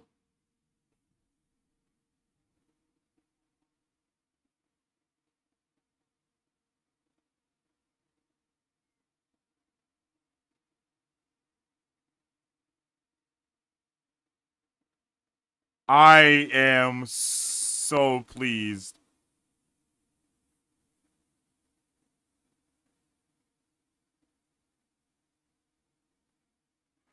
Oh my god!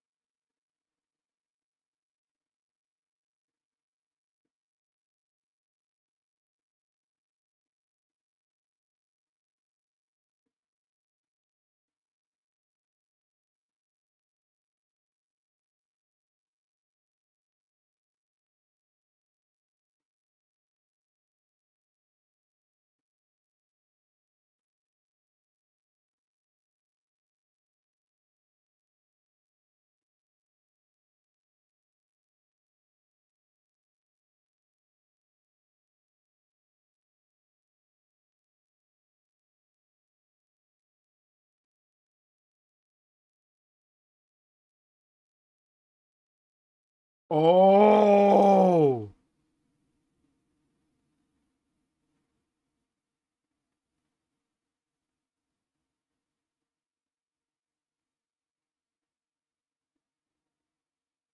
Oh!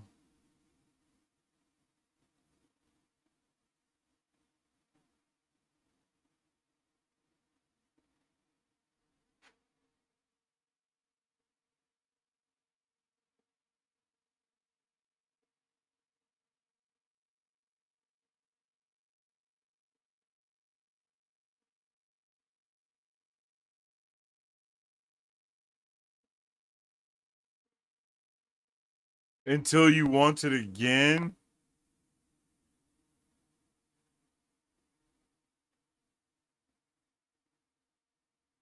Oh!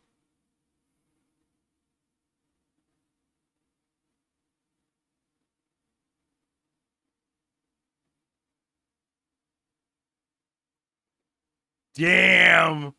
So my boy ran through generations.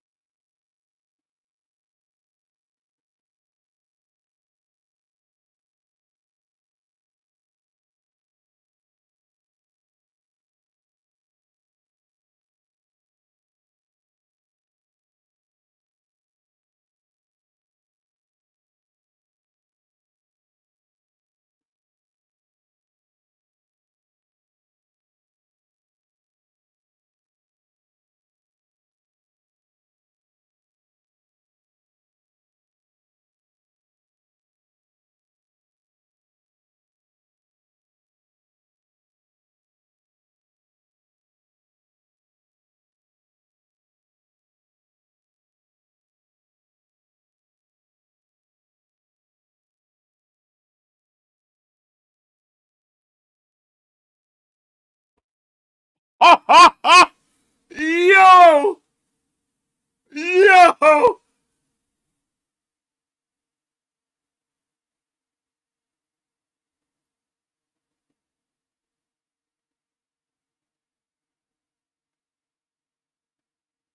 And that's why they're oath breakers.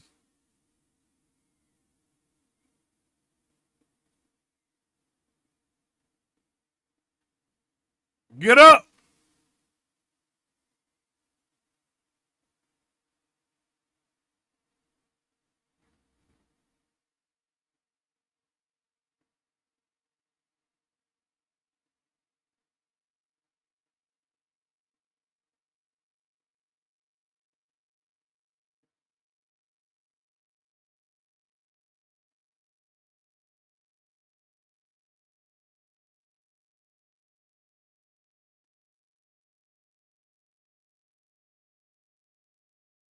Oh!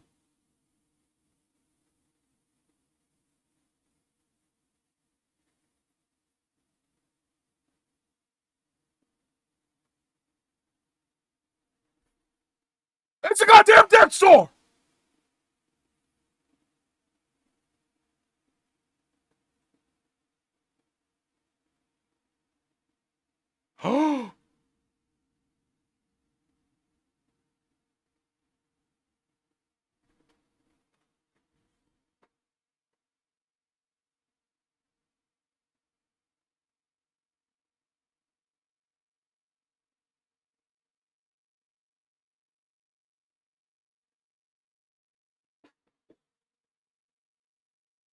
What?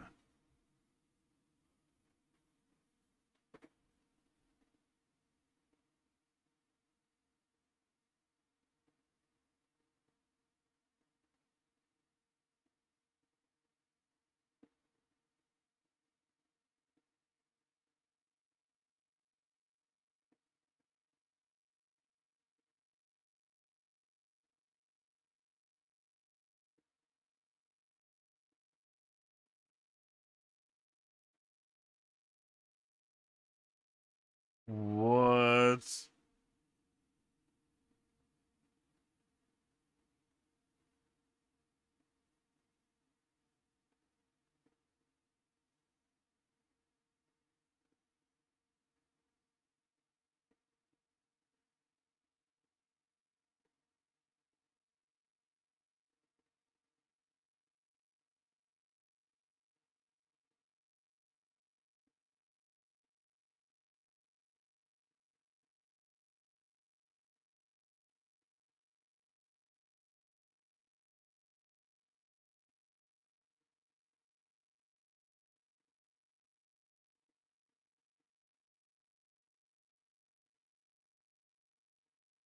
Yo.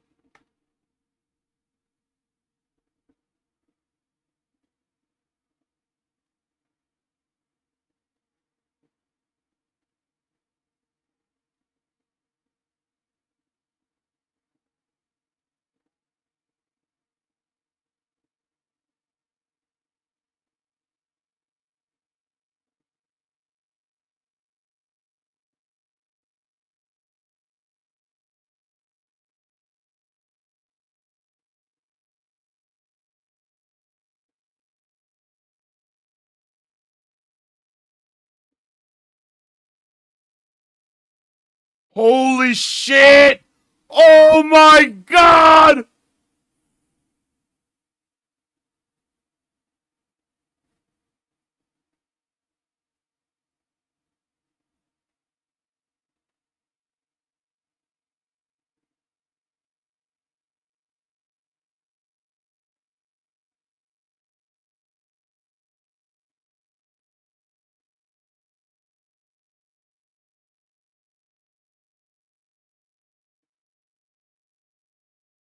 Oh my god.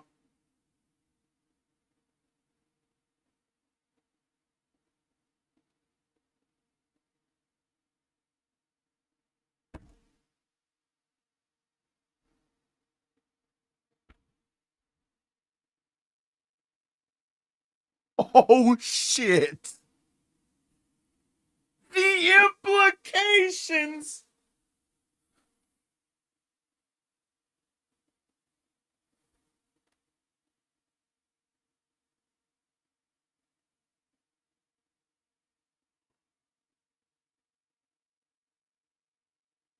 Ooh. Now that was awesome.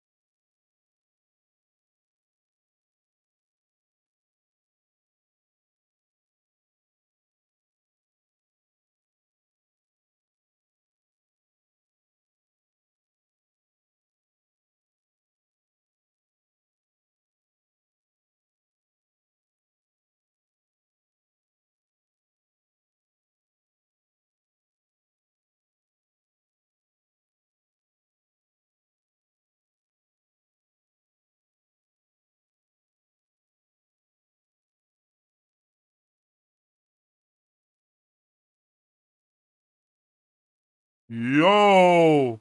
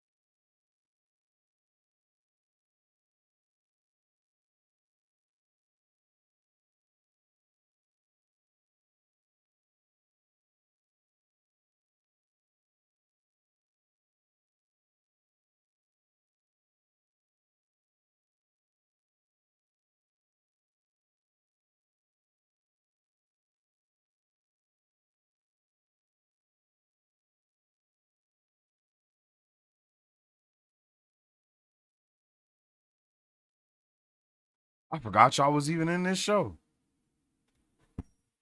They've been gone 7 days.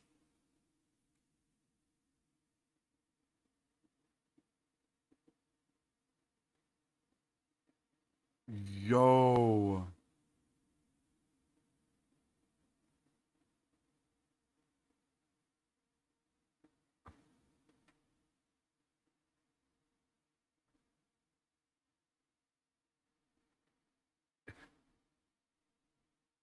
Damn it, Liquid.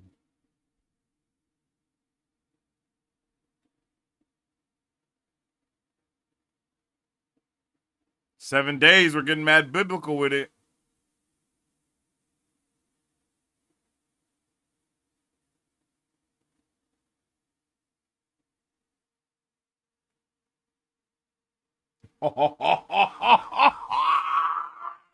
You telling me?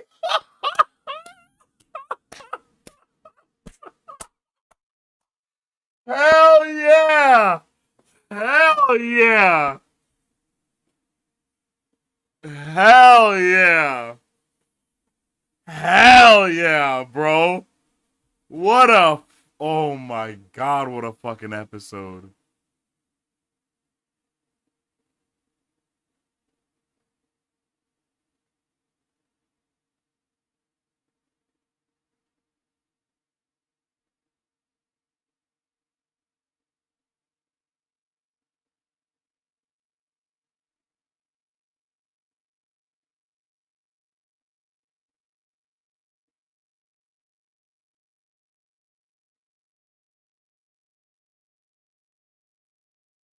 Ain't no way. Oh my god. Yo!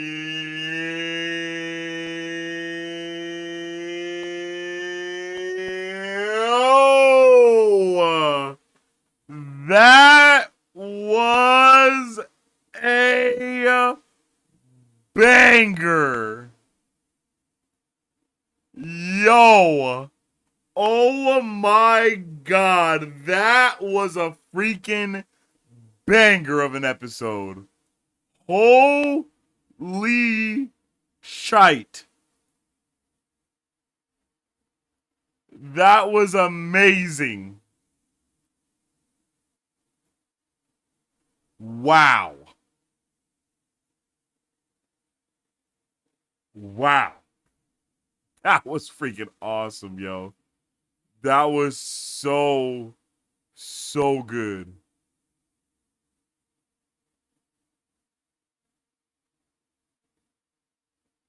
Wow. That, whoa. Whoa. I had no freaking clue we were about to be going that hard. I'm not gonna lie. I had no idea we were gonna be going that hard.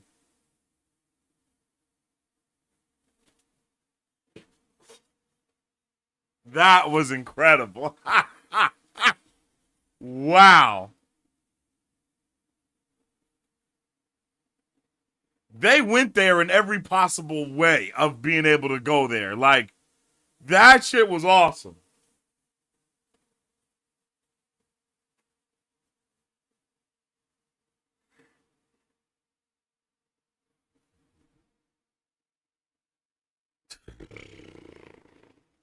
Episode after episode, this show continues to get better and better. Like,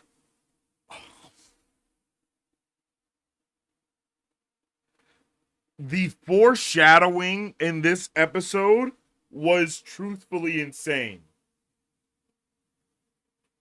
I could, bruh.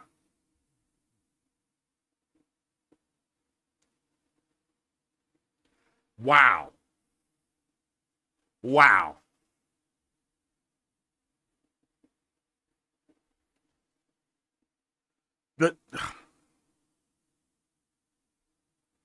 This episode was filled to the brim with lore, with world building. foreshadowing. I don't know what the opposite of foreshadow. Whoa. Like, foreshadowing, backshadowing, like. That was a masterful. That was some masterful shit that just went down right now. Like, that was incredible.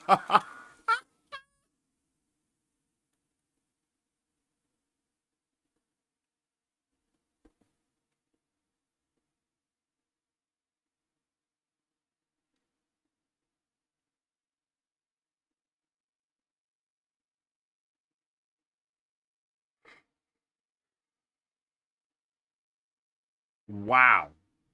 I'm really amazed. Like, I've been waiting for them to kind of take that step into the, I don't want to say the wacky, but into that sci-fi aspect of things for the show. Like, if you've read the books, which I have read the first 3 now up until this point, and with those first 3 episodes, not with those first 3 episodes, but in those first 3 books, there is a lot of scientific shit going on too. You know what I mean? Like, there's a lot of science fiction-y things happening. There's just a ton going on within the actual, like, the books when it comes to these moments. So to be able to see them kind of go absolutely stupid with that here, it makes me so excited. Like, I am so excited because I did not know.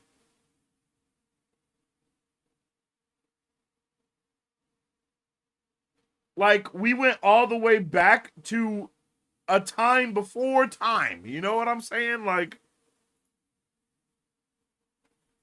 who'd have thunk it?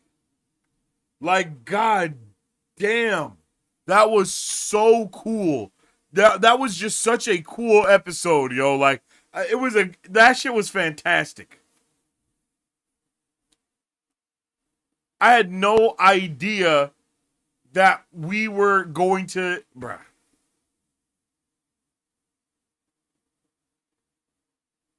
So much just happened, and my brain is like trying to process it because it was just chock filled of information, lore, world building, magic systems. Like, they were showing us stuff about magic. Like, oh my goodness, bro.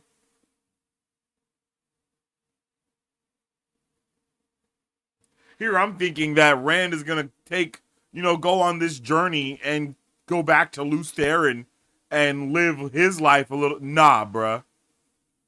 Like, nah. Not at all. That shit was fire, bro. That shit was fire. Like, they are teetering those sci-fi. Oh my goodness. The sci-fi aspects of this show are some of my favorite. Like, they do fantasy in a good, like, the fantasy happens in a good way. But in the book, like everything, I've been waiting for the sci-fi aspects to really show up. And I feel like they have shown up in full effect here. Like, for real, for real. Like, this has me really excited for the future. It's like, I had no idea this was coming, especially coming off of book 3. Like, I did not think that this is, like, we were about to see the goddamn Death Star falling out the sky and then an actual hole of reality being punched into. Like, what the shit? I was definitely left, like, taken aback by just not knowing that, like, bro, I had no idea. I didn't know. I already knew they hinted at that whole sci-fi-esque side of the world in the first season. In the first season finale cold open, where we see like not spaceships, but we see all the futuristic shit going on, and it's like, oh my god, this is an apocalyptic world or whatever. But seeing it be like this, and to see that it's always been like this sci-fi feudal system, like, I love that. That is so dope. Like, the world building is on another level right now, man, and I am so excited to to see where this journey continues to take us. I'm not going to keep saying the same thing because this isn't my overall thoughts and reviews.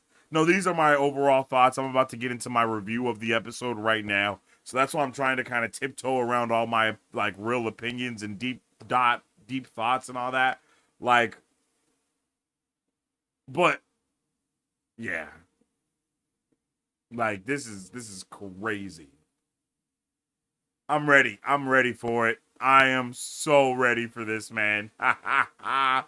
Yo, I'm so ready for this. I hope you guys are too, man. I want to know how you guys are feeling. So make sure you drop all your thoughts, theories, and questions in the comment section down below for Season 3, Episode 4 of The Wheel of Time, man. Because I thought this was an awesome way to go right here, yo. I can only imagine how this is actually handled in the books. Like, what the... Yo, if this is what is to come next in the books, but even better, oh, yeah, man. Yeah, bruh. We're about to be cooking if that's the case.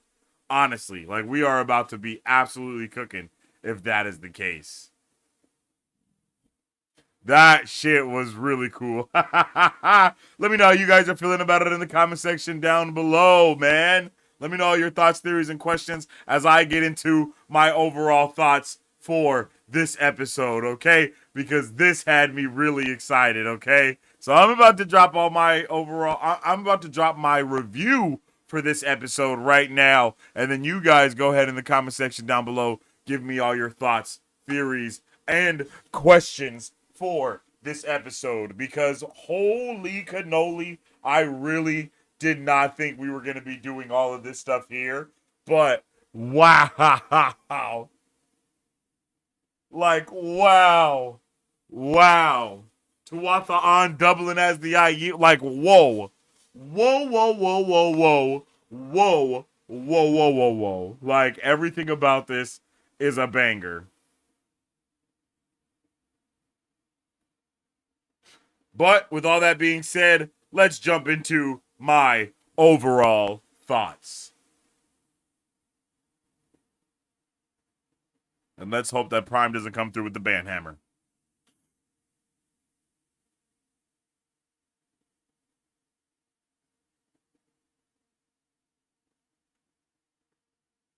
We just got done watching Wheel of Time Season 3, Episode 4, and I have no idea how to feel. I don't know what to think. I don't know what to do. All I know is that this shit is absolutely incredible and amazing and every other thing that it could be in between. Because I had no clue that this is the level that we were about to be going at, chat. But we are here. Like, this is the level. This is what's happening, and it is happening in full effect. We have so much to talk about in this episode that it's almost too much to be able to cover in this one review, because god damn, this is looking so good. Again, I did not know that this is how we were going to be cooking this season, man. Like, I did not know that this is the type of things that were about to be happening, yo. But now that I know, guess what? I am still nowhere near prepared enough to be able to to handle this, man. Like, I don't know what to do. You know what I'm saying? That's kind of how I feel here. Is like, what do you even do at this moment? How do you even react if you see something like this, right? How do you react seeing a hole being punched into reality and not understanding what's going to be going on next? Like, oh, this is just too good. As a book reader, okay? As a book reader of only the first 3 books, and as a show watcher of only up until this episode, I am freaking ecstatic. Okay? Ecstatic is not even a big enough word for how I'm feeling right now because of what was just tackled. We were able to get background on every single bit of everything and also be able to tie it all into this wacky science fiction fantasy world that we've already been diving into, and then being able to get this kind of flash forward of all the events that have occurred and happened, and bringing us to this modern day moment of what's going on now and why things are the way that they have been, like going from past to present to future to all of these other things. And it's just overwhelming and it's amazing, and I don't know how to feel other than I'm so excited. I'm so excited that we just got to experience this. And now I understand why we speed ran through Egwene and Elaine's portal stone or whatever the hell that, I can't think of the words right now, but now I understand why their trials. I understand why we sped through their trials, because there's already going to be a lot of trippy shit going on in this season. And they were trying not to, they were trying to hold back and not make us, go too crazy with it, right? But for this episode that went to some crazy lengths when it comes to sci-fi, when it comes to fantasy, when it comes to all of that, it was really nice to still be able to start with it being so grounded. Like, I loved how grounded it was, being able to see Lan and Rand do these things and kind of have this discussion, and just see them try to be normal. The both of them kind of hold on to some form of normalcy, which is the sword and the peace that sword brings them. We finally get that mention of what's it called? We finally get the mention of the void. Is that it? It's like the something along the lines of that. I can't remember exactly what it's called, but we finally get that mention of, wait, hold on, it's around here somewhere.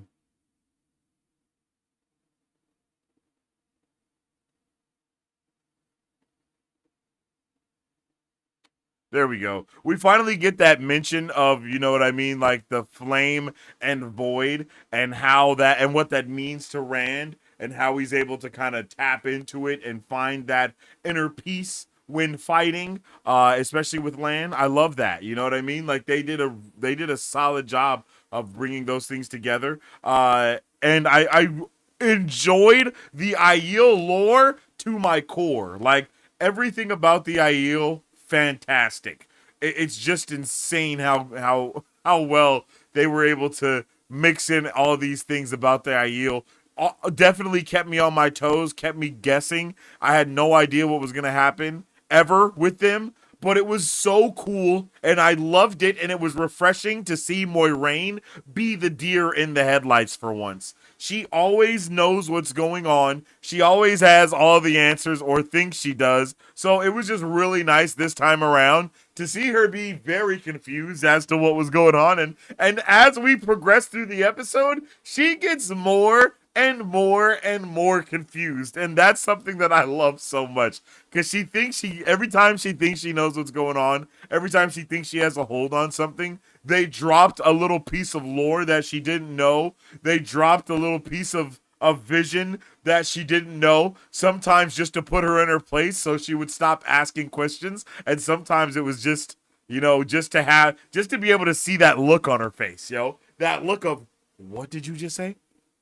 And it just very refreshing. I'm not gonna lie, it was a breath of fresh air and a tall glass of water, okay? Because she is always on everybody's helmets about, you don't need to know this and you know that and you don't need to know. So being able to see her kind of have to deal with that from the Aiel that are also basically, that are basically Aes Sedai. Like, holy shit, I don't even know if we got an answer as to how they can channel, but we still got all this other information and lore. Like, wow, to be able to expand the magic system so much and also not tell us like jack shit about it in a way, but being able to give us these little bit of gumdrops, or these little pieces that we have to kind of stitch together in our own way to see what exactly is made from that thing that is woven. And that was all over this, man. All over. Like, the way that they were just dropping little hints here, little hints there, just dropping all these things. You know what I mean? Like all of those things together. And I freaking, oh, bruh, such a good episode. Such a good way to continue to deal with these characters and to know more about them. And then we finally get a little bit more answer as to why Avienda also has been like pressing our boy Rand so hard. And it's because she's trying very hard, like very, very hard, to not give up the sword in her own right. Like that is what she wants. She wants to not, you know, she doesn't want to give this the spear up. She doesn't want Rand to keep holding the sword. She does not want that. She wants something different. And I love the way that she kind of continues to stand on business, and also the way that Lan was like, man, are you being serious right now? Like, look at his face. He's like, come on, ain't no way. Ain't no way. Like, bro was so unbothered by her. And I love that. I really do. I love how unbothered Lan was by Avienda. He literally like scoffs at her basically, and then he doesn't walk away. But he you know, but he's just like, yo, are you serious? Are you being for real right now? And just the way that the rest of the Aiel kind of all perk up and start getting hype and getting ready to watch what's going down, and they want to see how this is gonna happen. And just the way that all of that, even the fact of how the Aiel feel, how deep that goes into who they are, and the way that that mirrors the opposite of what the Tuatha'an feel, right? Like,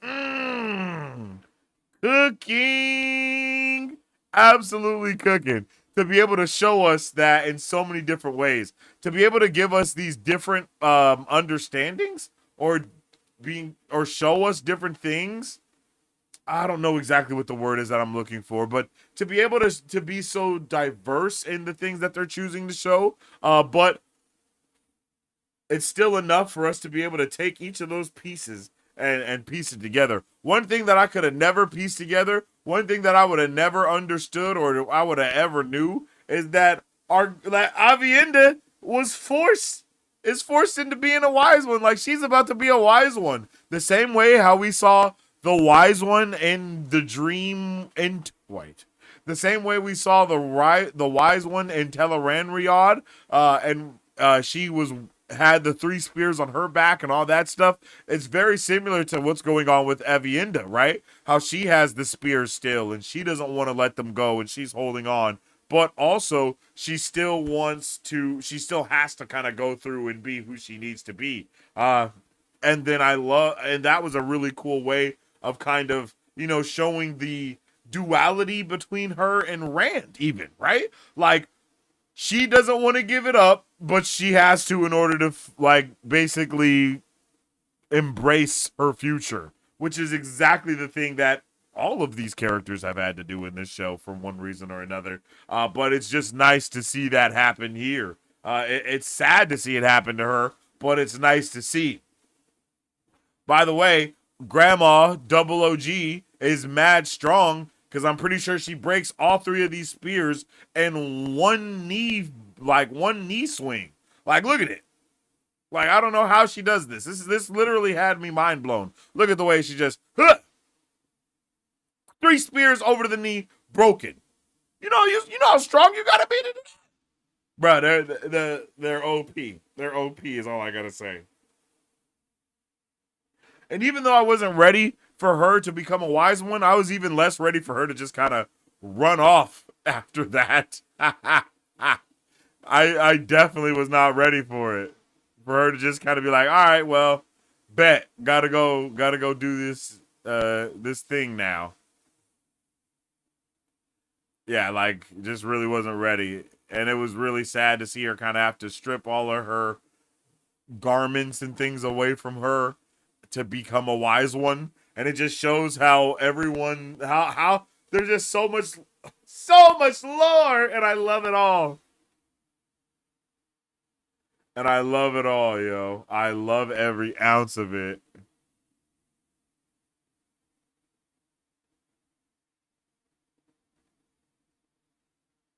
Like, wow.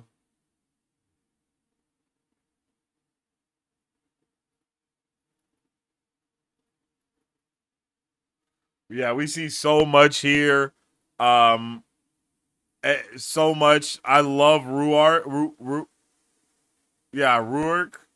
Like Ruark is probably one of my favorite characters in the book. Like I love his character. So to be able to see him here and being so, lively and things, it makes me excited. It makes me excited, man. It makes me excited to see where his character can go. Especially because in the book, we don't know anything like what we know now, I don't think. Like they in book 3 at least. In book 3, we don't know none of the things that we just saw here. Because wow.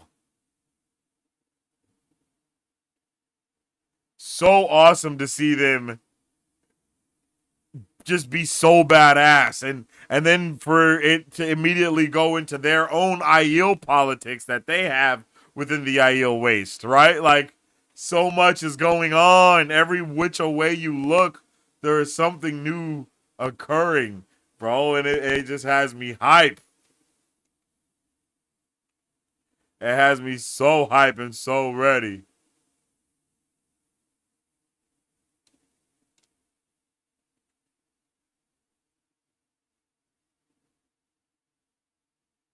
And I don't remember Bruh's name, but he was not happy that Rand got a pass to go into the Aiel city. Like he was not happy. Look, bam! And then she hits him with a straight Aes Sedai blast. And again, had Moiraine and Egwene both absolutely shook it. Because it's like, none of this should be able to happen.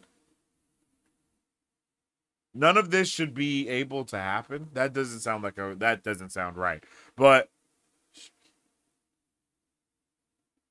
yeah, I don't know why that sounds so weird in my head. But again, none of that should be able to happen the way that it's happening if they ain't at the White Ha. You know what I mean? If you ain't training at the White Ha, ain't no way that you should be able to have all this pa. So, I can see why they were confused, as was I.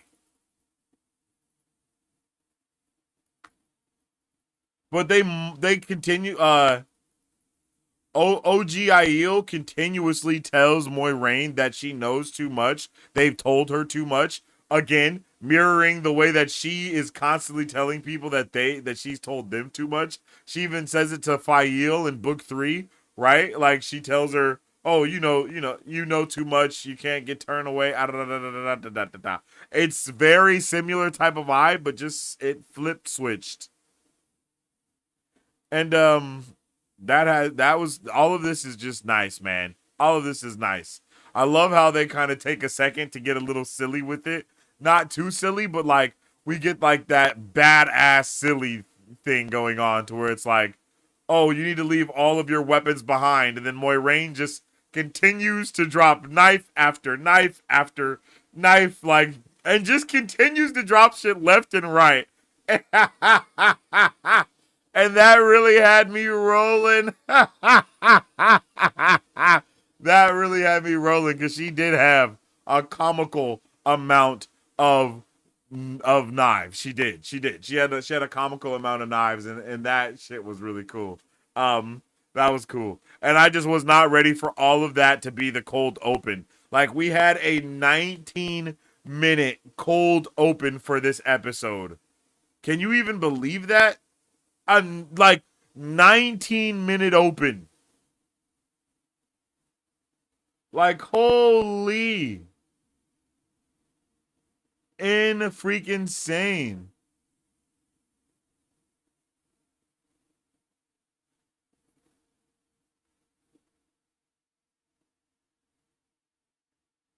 Like wow.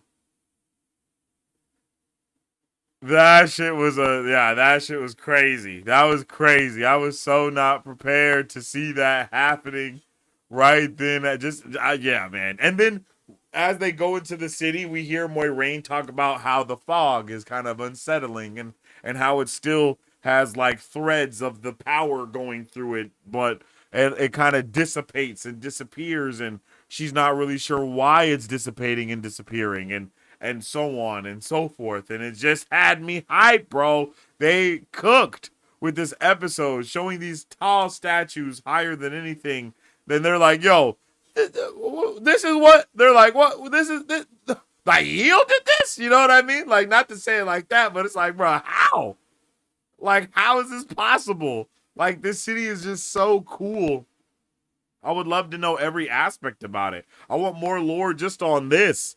Like, man, they raised so many more questions and gave us so many answers. And I think that this show does a good job of doing the Robert Jordan thing to where it's like, it makes you question even when you get answers. You get answers, but those answers are woven. The answers are behind questions, right? It's not like, oh, you just flat out get these answers. No, it's more as you ask new questions, old questions get answered from new questions. And that's so cool. I don't even know how to verbalize what I'm saying, but that shit is cool. It's cool as hell the way that they are able to do that. Especially with me who doesn't know the entire story and what's going to happen next. Just from going off of book 3 and having a good understanding of the stuff that they're doing, even with just reading book 3, right? Like, because I mean, they've said that, like, there's a lot of stuff that I know that I would not know if I hadn't read book 3, right? Like about the Gray Men and about Tel'aran'rhiod, the Sangreal, so on and so forth. But being able to even know all of that I know from just finished reading book 3, we literally just finished reading book 3 like 2 weeks ago at this point, and I am so frizzle-tazzled as to what's going on in this season, because we didn't see nothing about nothing about the things that we've seen in this episode. Like, there's been no hints at this. They kind of talked about it's something that might need to happen, but not to this point. You know, like, like, wow. Like literally, how are they're talking about everything. They told us that there's a pair to the sword, right? Like, Excalibur has a pair out there that is a magic, not a magic 8-ball. What are those things called? Those, like an orb? I don't know what the orbs are called. But they really went absolutely stupid with the cinematography for this episode. I mean, look at this. Look at this. Just so beautiful, man. The way that the way that they constructed things, man. And it's insane. It's insane how beautiful this episode is, and just how they're able to give this ethereal vibe off within this city as they walk through it. And then kind of being able to transition from him going into his past lives and coming back into the future, and still with each step going deeper into his life, giving me some crazy Assassin's Creed vibes. I don't know why, but I just got super Assassin's Creed vibes. The more I get into the Wheel of Time, the more I see that every single person who has ever made anything ever has taken an element from it, from the Wheel of Time. It's pretty insane. Like, the Wheel of Time bleeds into so many things, but it was awesome to be able to see Rand live his father's life in finding his dead mother on Dragonmount. Like, what? I don't even know what that is. You know what I mean? I don't even know what to say about that. Like, how do you even deal with something like that? It's freaking awesome.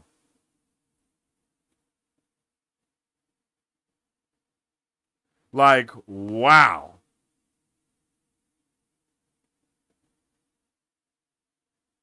Like, bruh. And then being able to, like, I love being able to see POV of things. So seeing this version of the cold open, but from a different perspective, and seeing him going to look for his wife that just finished giving birth on Dragonmount, when, you know, and knowing that his son was just taken from him by Rand's dad. Like, oh, bruh.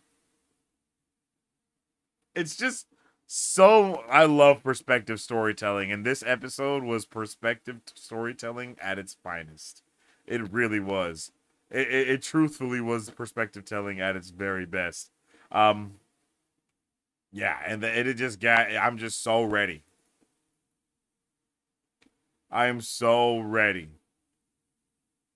And then we also went back further in time to like Rand's great caveman grandfather or whatever. I don't know what was going on with bruv. But seeing the city get overrun with the fog and how it literally is like a magical thing that shoots out like a firework almost, right? And covers all these different areas, and then it seeps back in and goes around and the fog sets.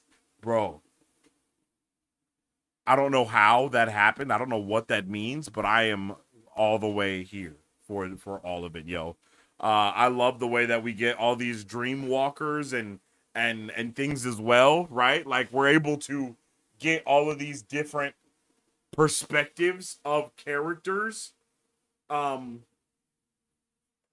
not just the perspective of like Rand and his ancestors, but also the perspective of all of the other Aes Sedai that have been adjacent to Rand, and like it's crazy to see how Rand has always been like right next to all of these women that are, you know, these women of power, for a lack of better words, right? Like these magical women of power that are always guiding him for one way or another, guiding him and or his ancestors. Like it's just so insane to see it, man. And look at it. It's just beautiful. It's just beautiful. And then we get crazy backstory here as well of them needing to know why they put down the sword and pick up the spear and all these things, right? Like the lore of them runs so deep, they have no idea. And speaking of, I don't even know how many ages we actually went back. I don't know if we went from like the fourth age to the third age to the second age to the first age or whatever, but it kind of felt like that, right? Like it definitely felt like we were doing something like that and continuing to go like 1,000 years in the past and another 1,000 years in the past. You know, just because of how some stuff was like luscious green land to obviously the spaceships and shit being in the sky. Like we're obviously going through different ages or whatever they want to call it in this eras, ages, millennia, however that works. Super cool. Like super cool to see, really. And then I loved seeing the OG Aiel lady in the city. Like OG City Aiel lady, or not Aiel, Aes Sedai lady, lit. And I believe like maybe she's supposed to be the Tamerlane seat or something like that, right? Because she has all of those different rocks on her. We saw that the other lady in another flashback that we'll see a little bit later on, she also wears something similar. And then the lady that, just cook, bro. I don't even know what else to say. And I believe this is a Sa'angreal and not a Ta'angreal or whatever. Oh, quick side note. Dude right here looks straight like bruh from Game of Thrones that teaches the way of the mask or whatever that's called. You know what I mean? Like, and he has the red hair and he teaches the little girl how to be a face stealer and all of that. That's what bro reminded me of when I saw him. And I was like, yo, what? Like, look at him. His demeanor and everything. That was crazy. I wasn't ready for that. And I also was not ready to see this level of just, you know what I mean? Like magic and science. We saw so much magic and science in this episode. And I love the way that these things grow out of the ground. It feels like hair to me in a way. I don't know why, but it just reminds me of like the hair follicles coming out of your body, you know? Like if you ever watched like Osmosis Jones, if they're like on the head and they're like fighting lice or some stupid shit like that, you can see them walking through the scalp and you see the hair follicles look very much like what they did there. So I don't know if that is symbolic in some way. You know, I don't know if those I don't know, but it just gave me hair follicle vibes. You know, and I don't know, even the way it looks like strands of hair like that. if you have seen a show or a movie where they show hair follicles and then people like walking through them, this is how it is portrayed, very much so. And that just stands out to me a lot. Don't know what it could mean, but it stands out to me for sure. So much stood out in this episode. It was really cool to see Rand's ancestors look like him and not look like him. I really enjoyed that. Usually they just go with the whole, oh, every person looks like this person looks like him, but it wasn't that case here. Like some people were just straight up, like one was just his dad. The other one was like his great-great-grandfather or his great-great-great-uncle father or whatever. And it was nice to see how but to see how his ancestors were across the ages and to see how the Aiel became who they are, right? Like that was crazy. And it was really sad as well to be like, oh yeah, guys, just don't worry about it. Hey, your sister and her friend were kidnapped and are probably being beaten and brutally assaulted right this moment. But hey, life goes on and so shall we. Like, bruh, the way of the leaf is not the way for me. I'm gonna let you know that right now. And it was not the way for them either. They immediately were like, bro, we about to get our bros. You know what I'm saying? Like, Matt and Rand weren't playing. Like, they were not playing. And then to find out that this is the girl's grandfather and he was just about to let her go too, bro. And like I was saying in the watch party, it makes sense as to why he has to destroy who the Aiel are. Because, bro, he has to destroy everything. Tear down all the old ways and create a new way. I am all the way for that.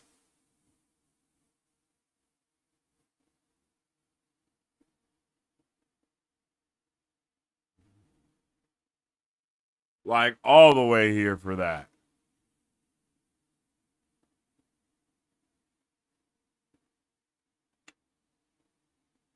I'm so happy that they went to go get their people. Like, he went to go get his sister and his boy's sister. Like, bro, he was not playing. He did the damn thing, and I like that. And then what do we see?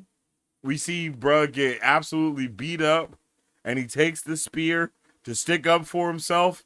And at this moment, boom, an entire clan is born from this moment. Beautiful.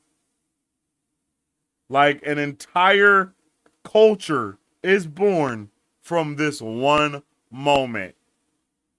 Just showing how almost like Rand's ancestry is Ta'veren. You know what I mean? It's like a Ta'veren ancestry. I don't even know. A Ta'veren ancestry. It's definitely how it feels because he's been at the core of all these major events. His family or his bloodline has been at the core of all these major events and whatnot.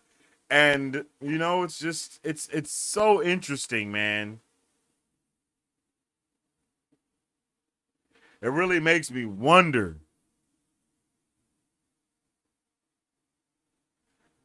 And then it's like, if everyone else has visions as they walk through this thing, do they not all see this at some point? Or do they just see...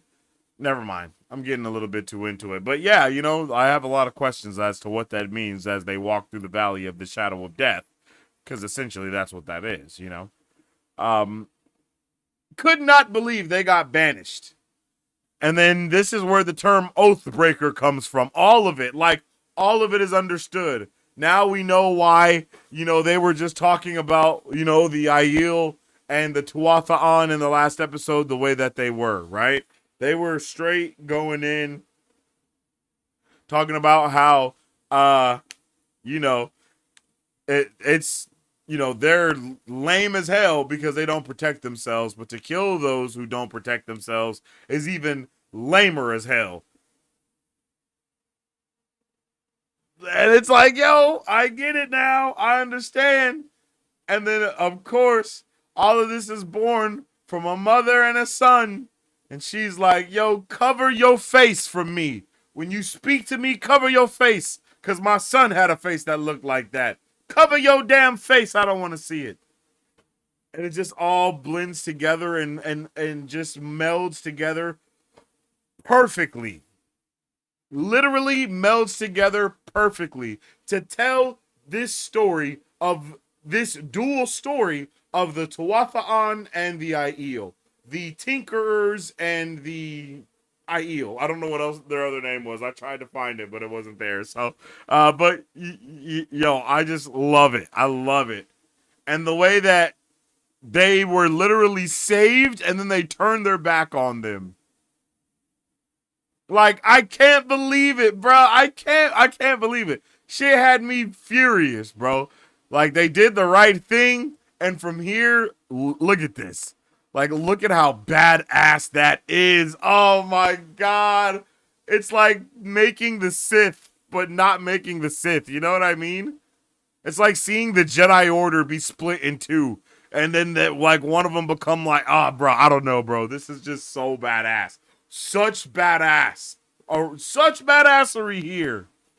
And then it all circles back around to who? Our boy Perrin. And this is like one of the main reasons why he's, well, in the show, it's like one of the main reasons why he's trying to be a pacifist. So linking that to this is the other half of the Aiel will further circle his own character development in the future for becoming more of a badass because he's really just following the tales of Aiel. Like, this is fucking awesome. This is so dope, bro. This is dope. This shit is dope, bruh. I love it. I love it, man. I love it. And it was crazy to see Moiraine basically immediately know how to access the tree and, like, get a hold of this Dragon Ball, as I see it being called in chat.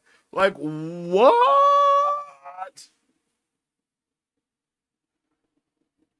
I kind of thought that as she did this, the whole place was going to start crashing apart Indiana Jones style. Because, like, is this not the heart of the tree and everything? But I guess it's not because the tree grew around it, you know? I don't know. I just have so many questions, man. I have so many questions with this. All I can say is I hope we don't sleep on Matt's amazing journey that we should be going on right now. I hope they don't save that for the next season because of all this badassery that's happening. Yo, this is a crazy ass moment that went down. Bro, oh my God. They accomplished things in this season. They accomplished things in this episode that I have never seen in my life. Like, literally blending magic and science together in such an amazing way. It's golden. And again, I can clearly see how Star Wars and everyone else in between has taken the ways, this city, like all of these different aspects of magic and science, and I see how they have all tried to blend them together in their own way. And it just, bruh, like, I don't know, man. I can't wait to read this book. I can't wait to read book 4. Like, this season has me so hyped to read book 4. I've never been so excited to check out a season before in my life.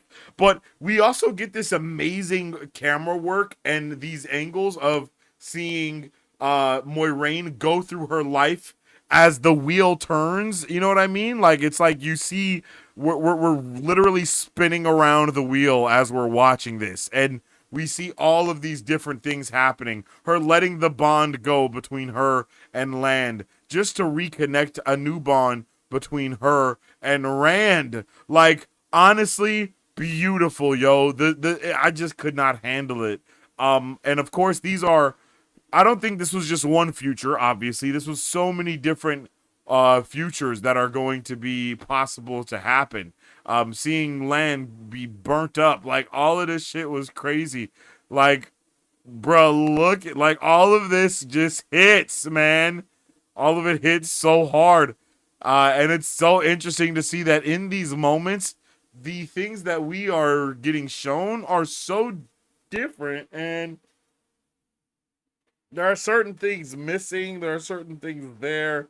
Like, I think every aspect of what's happening matters in what we just got to see. And it's hype, yo. Seeing Rand pass bro who was in there before he was just shows how much he was really fighting and going through these things. And bruh, it's just so sad how their main goal was to just keep walking and to keep walking, you know? Like, the Tuatha Aiel thing, in my opinion, is like Hodor. Hold the door. You know what I mean? It's almost that kind of thing, right? To where this mission was given way before anyone would know what the mission was, and it's been passed down for not generations, but I mean for Hodor, he just kept saying Hodor. Hold the door turned into Hodor. You know what I mean? And being able to like kind of take these things and I don't know, man. It's just I see all these different connections from the books to the shows to other forms of media, and it's so awesome to be able to see where they come from, right? To be able to see how bruh's like, we need to do this. No, we need to do this. No, this needs to happen. We need to keep on walking. Don't abandon your post. All this stuff, you know, he continues to say it, and it continues to be a point of reference. It continues to be a very big key to why they are who they are.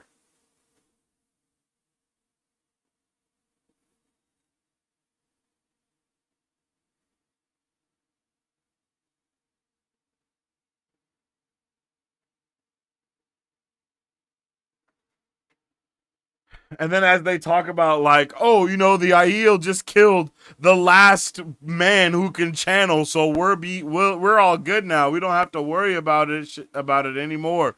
We can now, you know, get back to life. And bruh's like, nah, bro, we bury the dead and we go on. That's what we do, and that's what we gonna do.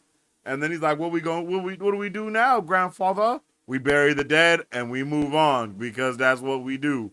And what do they do? What do they do?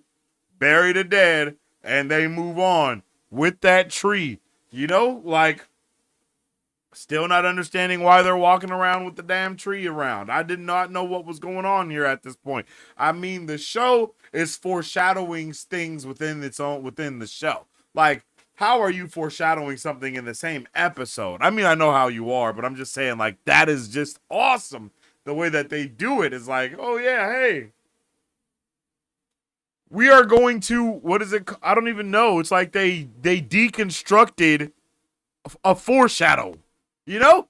Like, how the hell? How the hell is a foreshadow deconstructed in this way? To where we see the end game first and then rewind back. Like, bro, I can't wait to read this book. Legit. So excited to read this book. And one of my favorite, the last two visions have got to be my favorite, yo. Seeing, I don't even know what's going on here. I don't know what is happening in this scene, but it's crazy. Like, volcanoes are exploding in the background. We obviously see that this is a city constructed still, like, right? Like, even though it's not as futuristic as we see it to be later on in this episode, it's still a very futuristic time. They have skyscrapers. They are on horse and buggy, though, you know, like, but you can clearly see that this is an advanced society, a very advanced society at that, right? Like, very modern, like, it's a pretty advanced society here. And this is where we really start cooking with the lore and the world building, as to where we see Latra Sedai, who I do believe we saw Lews Therin talking to in the season 1 finale cold open, where we do have the flashback of him wanting to use the power together in order to trap the Dark One. If I'm not mistaken, I think that's the same person. She looks like the same person. And I just don't know what the hell that means. You know what I mean? Like, is the lava in the background Lews Therin breaking the world? Or is that them trying to trap the Dark One? You know? Is that already happened? Or I don't know. I don't know, man. I have so many questions as to what was happening in this moment. But I love it. I love it. I thought this was freaking so dope to see, especially because she has the necklace that I was talking about earlier, the OG. You know what I mean? As the Tamerlane seat. You know what I'm saying? She got that shit on.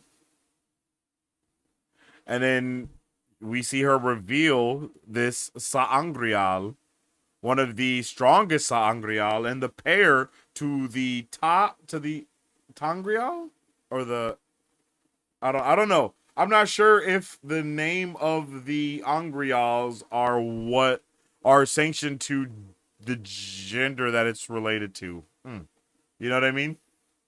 Because like she says, this is only something that can be used by, you know, the women. Like, basically, this can only be used by women. So X, Y, and Z.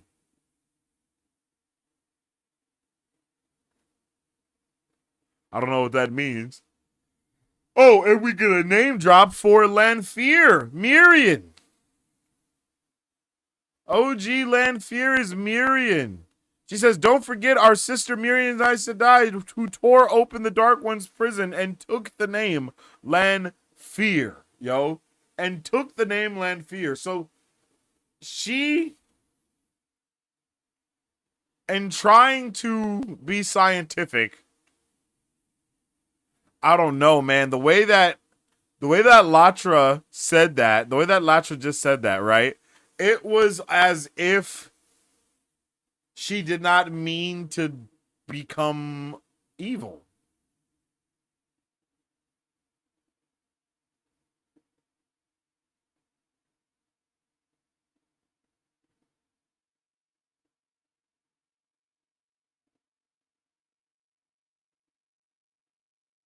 And I just was not, I don't know, man.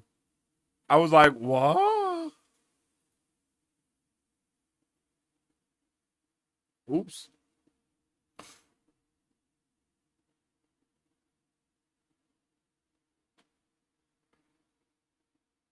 And I guess Rand was like the leader of the Tuatha'an before, or the lead. It's like, bro, it's always been the leader of the Aiel. I don't know, because as soon as he kneels, everyone else around him like starts bowing as well and kneeling their heads and immediately listening. This is something that reminds me of how, you know, we just saw the Aiel have servants, and they were like, oh no, it's not servants, it's da da da da da da. So I'm confused as to if the Aiel were like, I don't know, like the Aiel were straight up Aes Sedai servant people, and then they turned into badass like sand fighters. Like, what? Like, this shit is so dope, bro. Are the Tusken Raiders Aiel? What the fuck? Yo, I'm just like, yeah, bruh. They cooked. Look at it, like they cooked. And this is where the oath was made. And they was like, yo, we will watch over this Dragon Ball until you need it again. And I guess that's why Moiraine took it. Because they needed it again.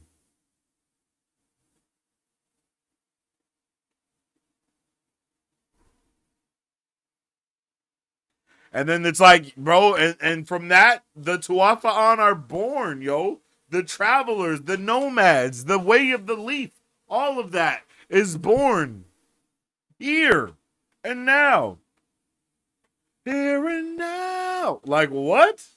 I was just not ready, bro. I was just not prepared. And then to seal it all off with the bangerest of bangers, man. And bro looked mad different here as well. Like, Rand looks so different here. At the end, in his last vision, he looks so different, bro. Like, the blue eyes, the nose, like, they did a really good job of changing him up. But look at this! Like, what is this era that we're living in? What is this time zone? What the fuck is happening? Like, what is happening? Legit a giant space station.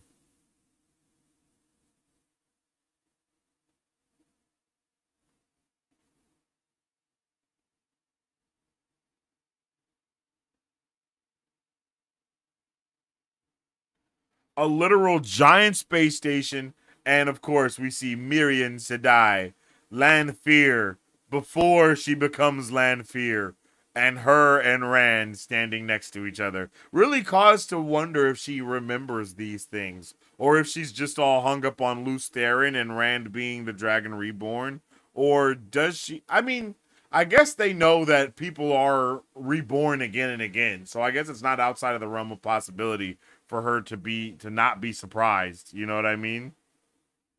Like, she doesn't, I can understand her not being surprised about being locked in with the fam, but it's just the fact that his ancestry goes back so closely tied to Aes Sedai. It's like, I don't think that happens for everybody, you know? It's like, bro is a super, it's like, it's like he already was a metahuman, but then they gave him the super soldier serum, and then he also found out that he was a Viltrumite. It's like, bro, this is just too much. You know, like, bro, this is a little OP. Like, you're the Dragon Reborn, you're a Ta'veren, and you also are the Karakan of the Aiel? Like, oh, so you are that dude in every meaning of what it means to be that dude, which makes you that dude. Like, god damn. But it was super dope to see how different Lanfear was before. I think I just saw somebody say Lanfear before her BDSM era, and it's like, yeah, yo, exactly that. Exactly that, yo.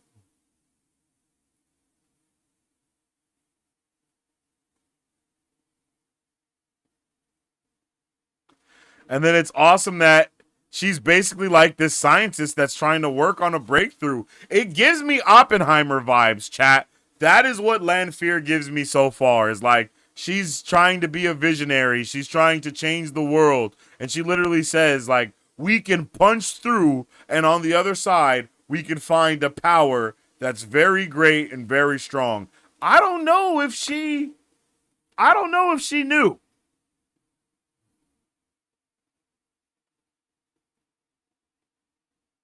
It feels like she didn't know, but she could just be an absolute sociopathic psychopath. You know? She could just be completely unhinged, off the Richter scale, not know what the hell is going on. Well, or knowing what the hell is going on, but actually playing, you know, the idiot as a way to try to get around it.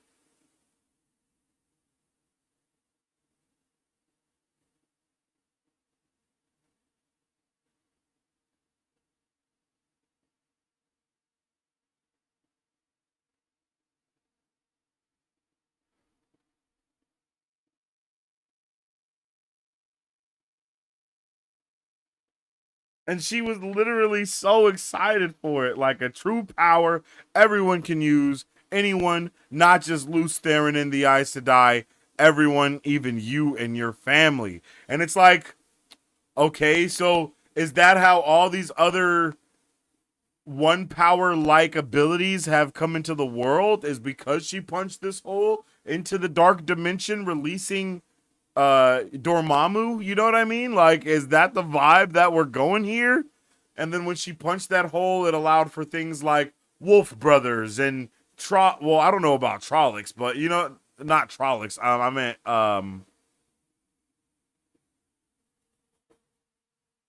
Ogier, you know?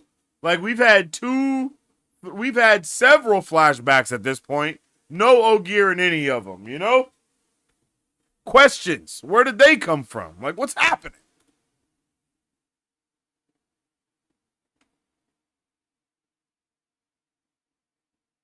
And also, Why did she make him leave the building?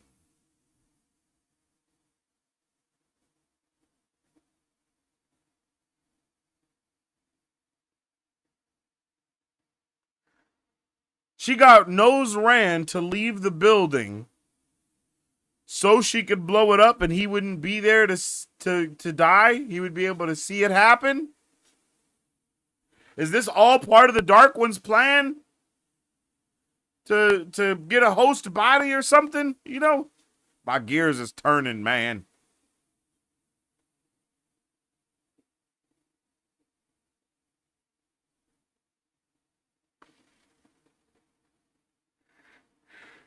You know? How weird is it that she's like, yo, there's nothing better than holding on to the people that you need and all this other stuff. And it's like, no, you don't need to worry about it. Like, bro, all of it is just so interesting.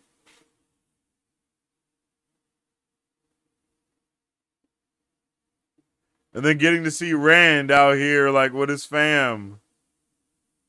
With the sights, whistling while they work. You know what I mean? And then it's like, look at that.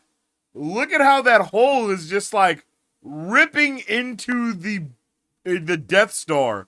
Literally rips into the Death Star. The Death Star falls out of the sky, crushing the city beneath it.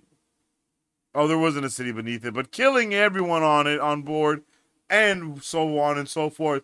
And then look at the freaking hole that's being ripped in the sky. Bro, like, what? What? This is freaking crazy, bro. Like, look at that. And look at the other side. Like, what is on the other side of this? It looks like the Waze a little bit. You know, like how the Waze looks? That's how it looks right here on the other side of this freaking dark dimension portal. And then again, we get all of this fast forwarding right back to where it's going. You know what I'm saying? And it's like, bro, what in the hell is happening here, bro?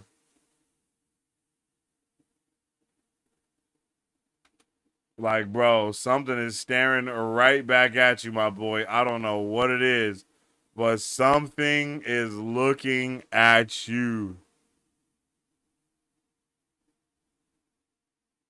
Oh my God. Bro, that is just so frightening.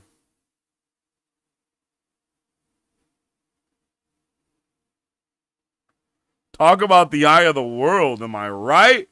Because holy shit. This has to be one of the greatest.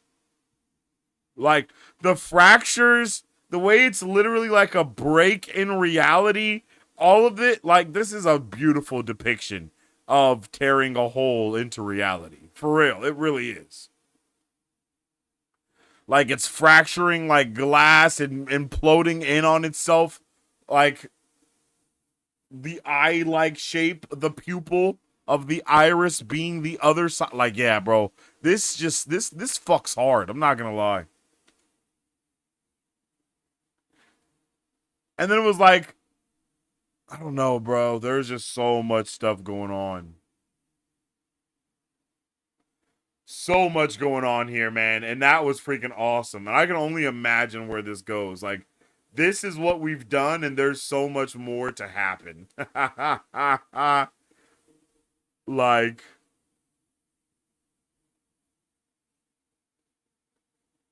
we're doing all of this, and he still has to get the sword. You know what I mean? Like, that's what I'm thinking. I'm like, God damn.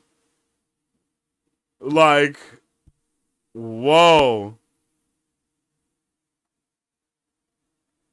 And then to know that he finishes his task, and he could definitely just leave and be done with it and not have to worry about anything. And as he lays there, and some of the just badass visuals across the board for this show. You just see the dragon start to etch itself into his skin. Like it's like almost deeper than a tattoo. It becomes like engraved. I don't even know how to explain it, but it just looks so dope the way that they do it. It's like a fish scale thing. I don't know, man. It's like fish scales, or yeah, it's really like a person getting fish scales. That's what it looked like, literally, like actual dragon scales popping up on his skin. Creepy as hell. Don't even know how that's possible to happen, but it happened.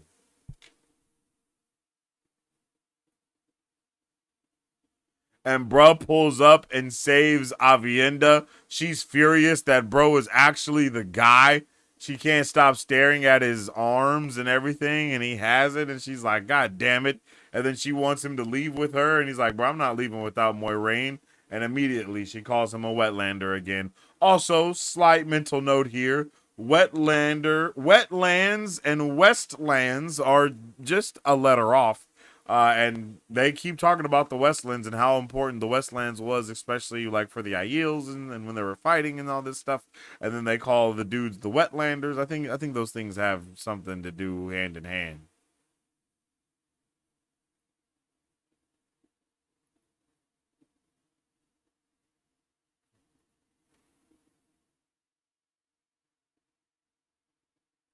And then we get to see these crazy moments again from Moiraine and her kind of going through all of these different things.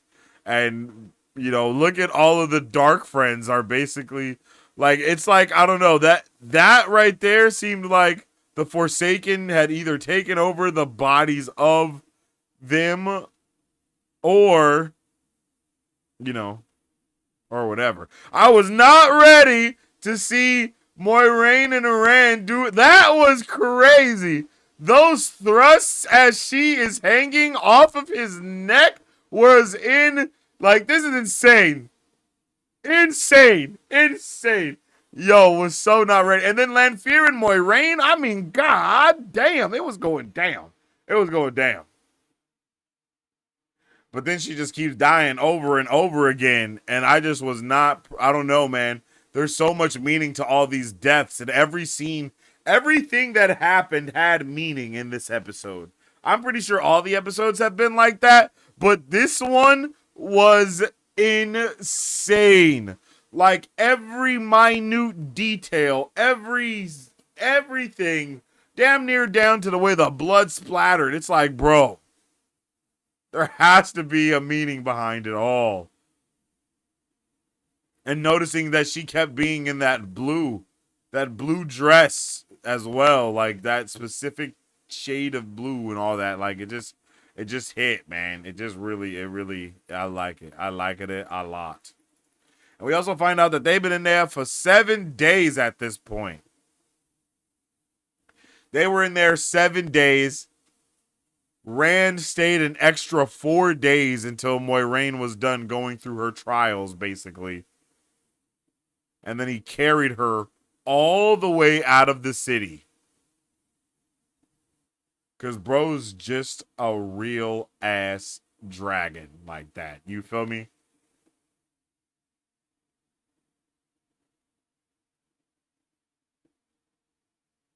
Like, bro. Bro carried Madame Zeroni up the mountain so she could drink some water and be healthy. You dig? Like, holy. I don't know where we go from here, but wherever it is, it's going to be a banger.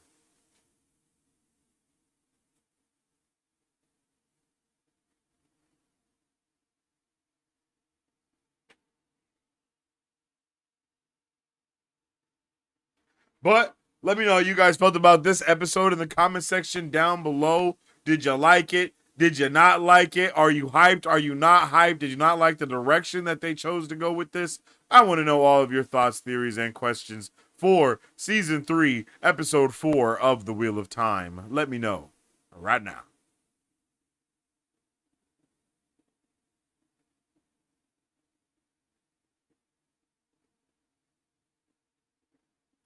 The traveling people broke oaths too. The oaths to protect what was in the wagons.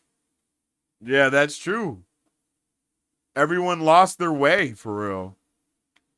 I was always annoyed by the pacifism of the Tuatha as me as well.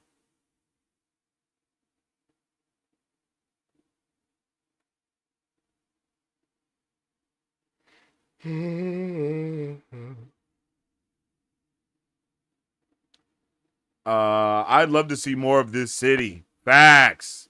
I'd love to know why the show did what they did regarding Sakarnin. But that chat is for a later date. Okay. Hold up. The boar was showing an eye. Don't know what that is. I'm more interested in what they said about Kalendor. Yeah. Because the Kalendor is the sword, right? And then the Dragon Ball is like the other half of, not the other half of the sword, but it's like only the dudes can use the sword and only the women can use the other thing. I'm wondering if them not using the sword has to do with Kalendor. You know, like Aiel, does Aiel not using a sword somehow tie into Kalendor's for some reason?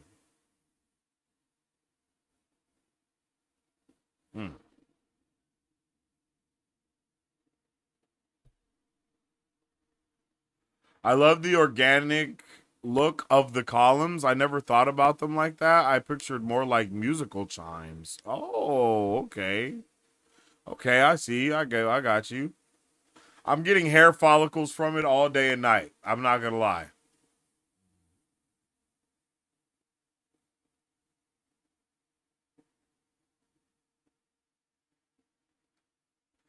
I think they are simplifying it by piercing together based on what the non-reader can digest without book knowledge.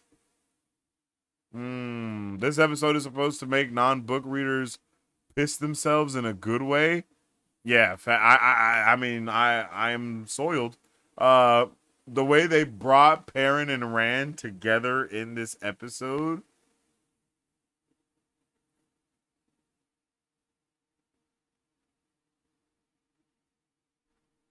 Not sure. They earning that season 4 renewal, working them creative thighs. Nah, that's wild. Amazon better write that check. Facts. I agree completely. What the hell is going on?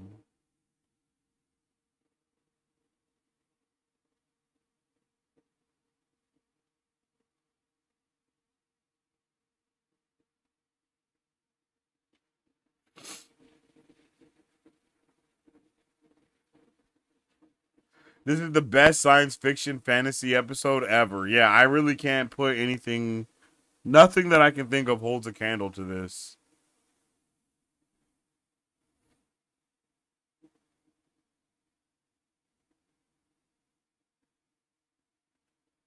Latra, that's the same woman at different ages.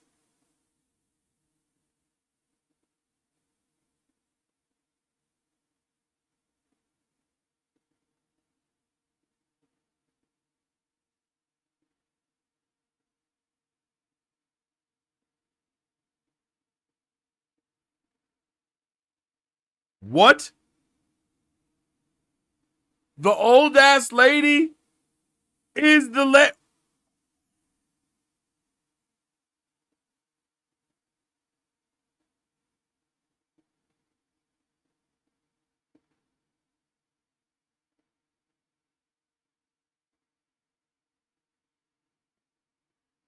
Yo, so she was like 2,000 years old then. Because I really, the way that I look at it in the show is if someone looks like they're 40, they're probably 100. And if someone looks like they're 60, they're probably like 150. And if someone, you know what I mean? And so on and so forth. Like the older the older an Aes Sedai, I'm sorry, not someone, but Aes Sedai. The older an Aes Sedai look, they're actually like ancient. Like old as hell. Like Elida, right? Elida looks like she's old. So she's probably like 200. You know what I'm saying? Like, I don't know that for a fact, but that's just how it seems. So to know that that's Latra, that means she had to be like 2,000.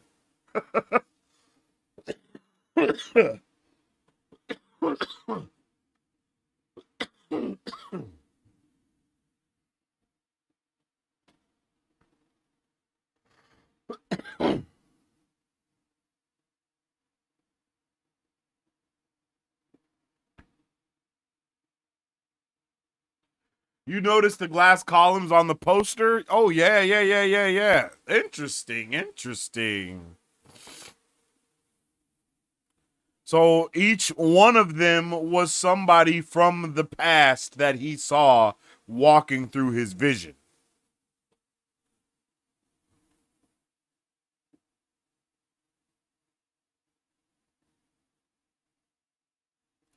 I could get with that. So it's like when in the Aiel part, the Aiel Tuathaan part, where he had to go and save his sister and stuff, it's like that was him, Matt, and Perrin going to save Egwene and Nynaeve type of vibe or something weird. Because it's like reflections of the past mirroring themselves, echoing throughout the future.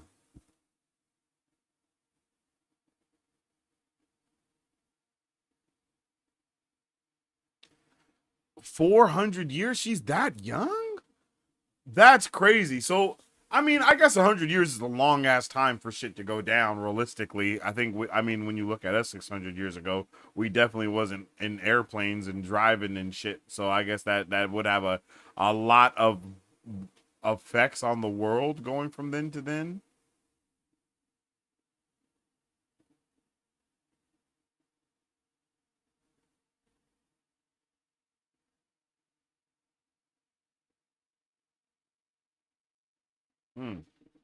Lot of questions.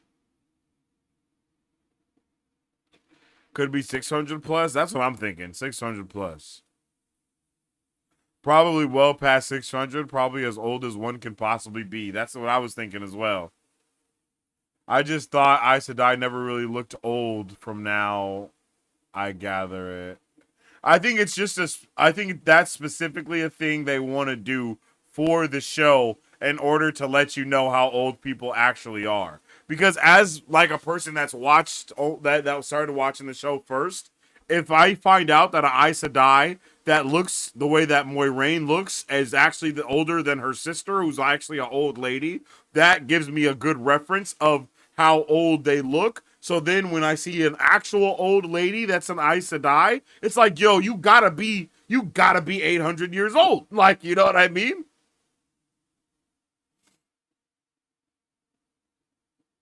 Like, you have to be 800 years old.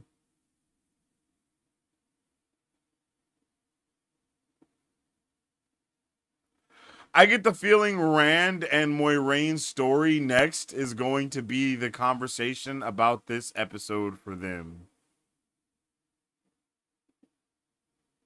I get the feeling Rand and Moiraine's story next episode is going to be the conversation about this episode.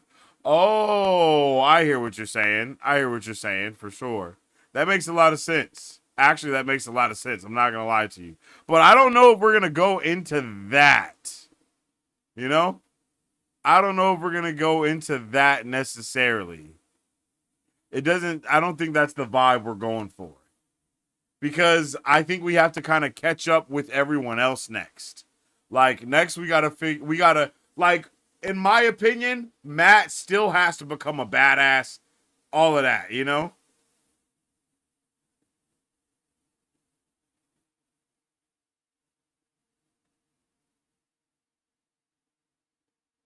I'm waiting for the internet to do its thing and cut this episode in reverse. That would be insane.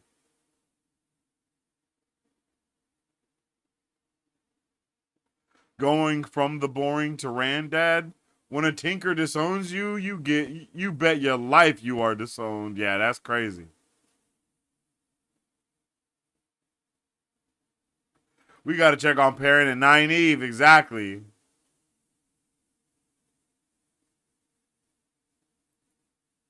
Yeah, a lot of costuming for a Rosamund. That's true.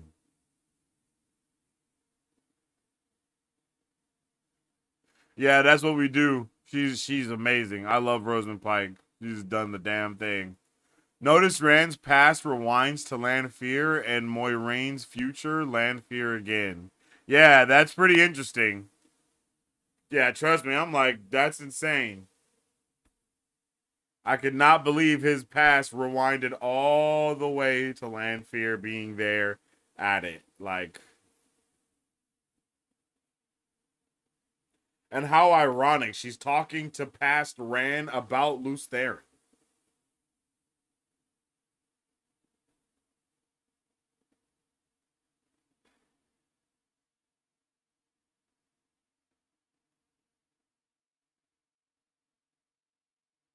Like, Lanfear is kind of like Eve and,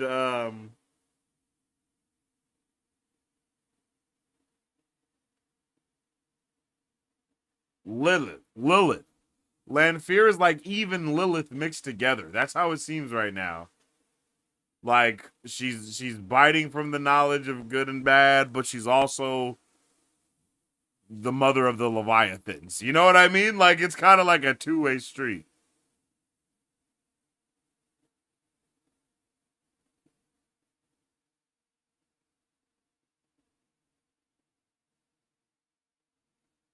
Rosamund is an amazing narrator, in my opinion, better than Michael and Kate, though they are good too.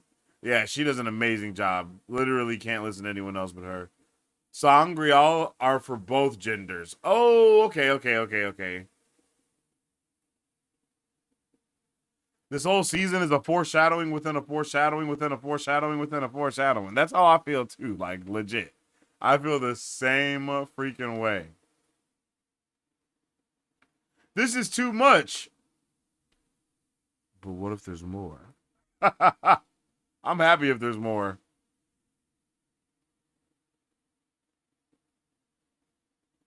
Sis initiated spring cleaning is crazy. People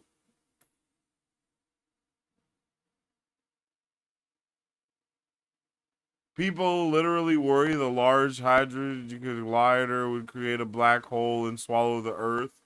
I feel like RJ definitely drew inspiration. Oh, from there. That's a good point. It does give Eye vibes. The Eye of the Dark One is upon you, sister. Varen to Moiraine in season 2. Totally given the visual. Oh, true. When you remember Moiraine ain't even into dudes, those thrusts were probably just to manipulate Rand.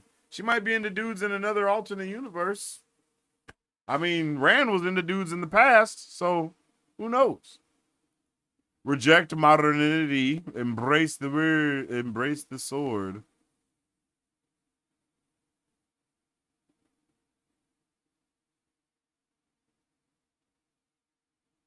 Turn it, don't burn it.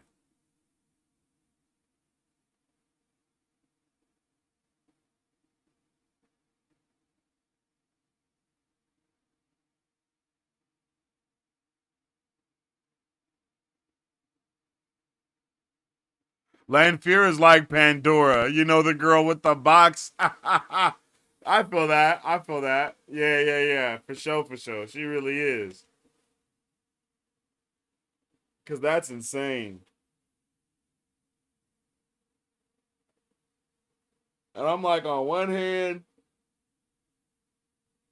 maybe she didn't mean to do it. But on the other hand, she told Brett to leave first. And that's like bad guy 101. That one person that the bad guy cares about, they tell them to not do the thing, you know? Like, you know? Awesome. What a freaking fantastic episode. I literally love everything that we just got. I can't wait for next week's episodes because, man, next week's episode, because this week's episode was a complete banger through and through. And I hope you guys had a good time with it because I know I did, yo. Hey, gang, I'm getting up for work now. I haven't seen the episode yet, of course. Sorry to miss it, especially this episode of all episodes. Just popping in to say hi. I'll have to watch the episode tomorrow night. Hey, bruh, sorry to hear that, but also I hope you have a good day today, bruh. This was a freaking banger, bro. This was a freaking banger episode, man. Like, this shit was fantastic. This show is getting better and better and better and better and better, man. Like, whoa. Holy shit, what an episode. Like, this was amazing. Wow. But with all that being said, I appreciate each and every one of you that was able to tune in with me tonight for our watch party and review of season 3, episode 4, The Wheel of Time. Amazing, groundbreaking, table setting, trend array claiming, kerfluffy shoba.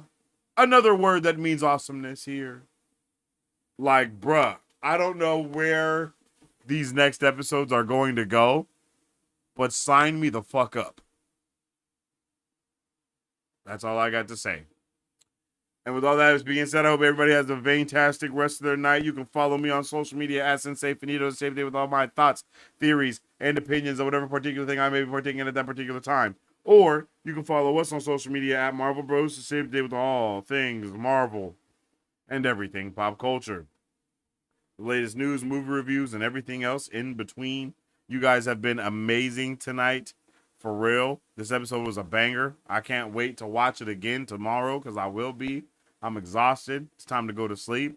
I hope y'all have a good night and all that good stuff too. As I always say, stay awesome, stay nerdy, and don't forget to stay marvelous. Sleep well and wait. If you guys would like to support Marvel Bros, all you gotta do is visit our website at www.marvelbros.com and buy some merch. Represent the superfan. Or you can join our Patreon to get early access to content, patron-only scoops, giveaways, private Q&As, and those sacred watch parties. We appreciate you guys. We'll catch you on the next one. Excelsior. On today's pop culture news update. And on today's pop culture news update.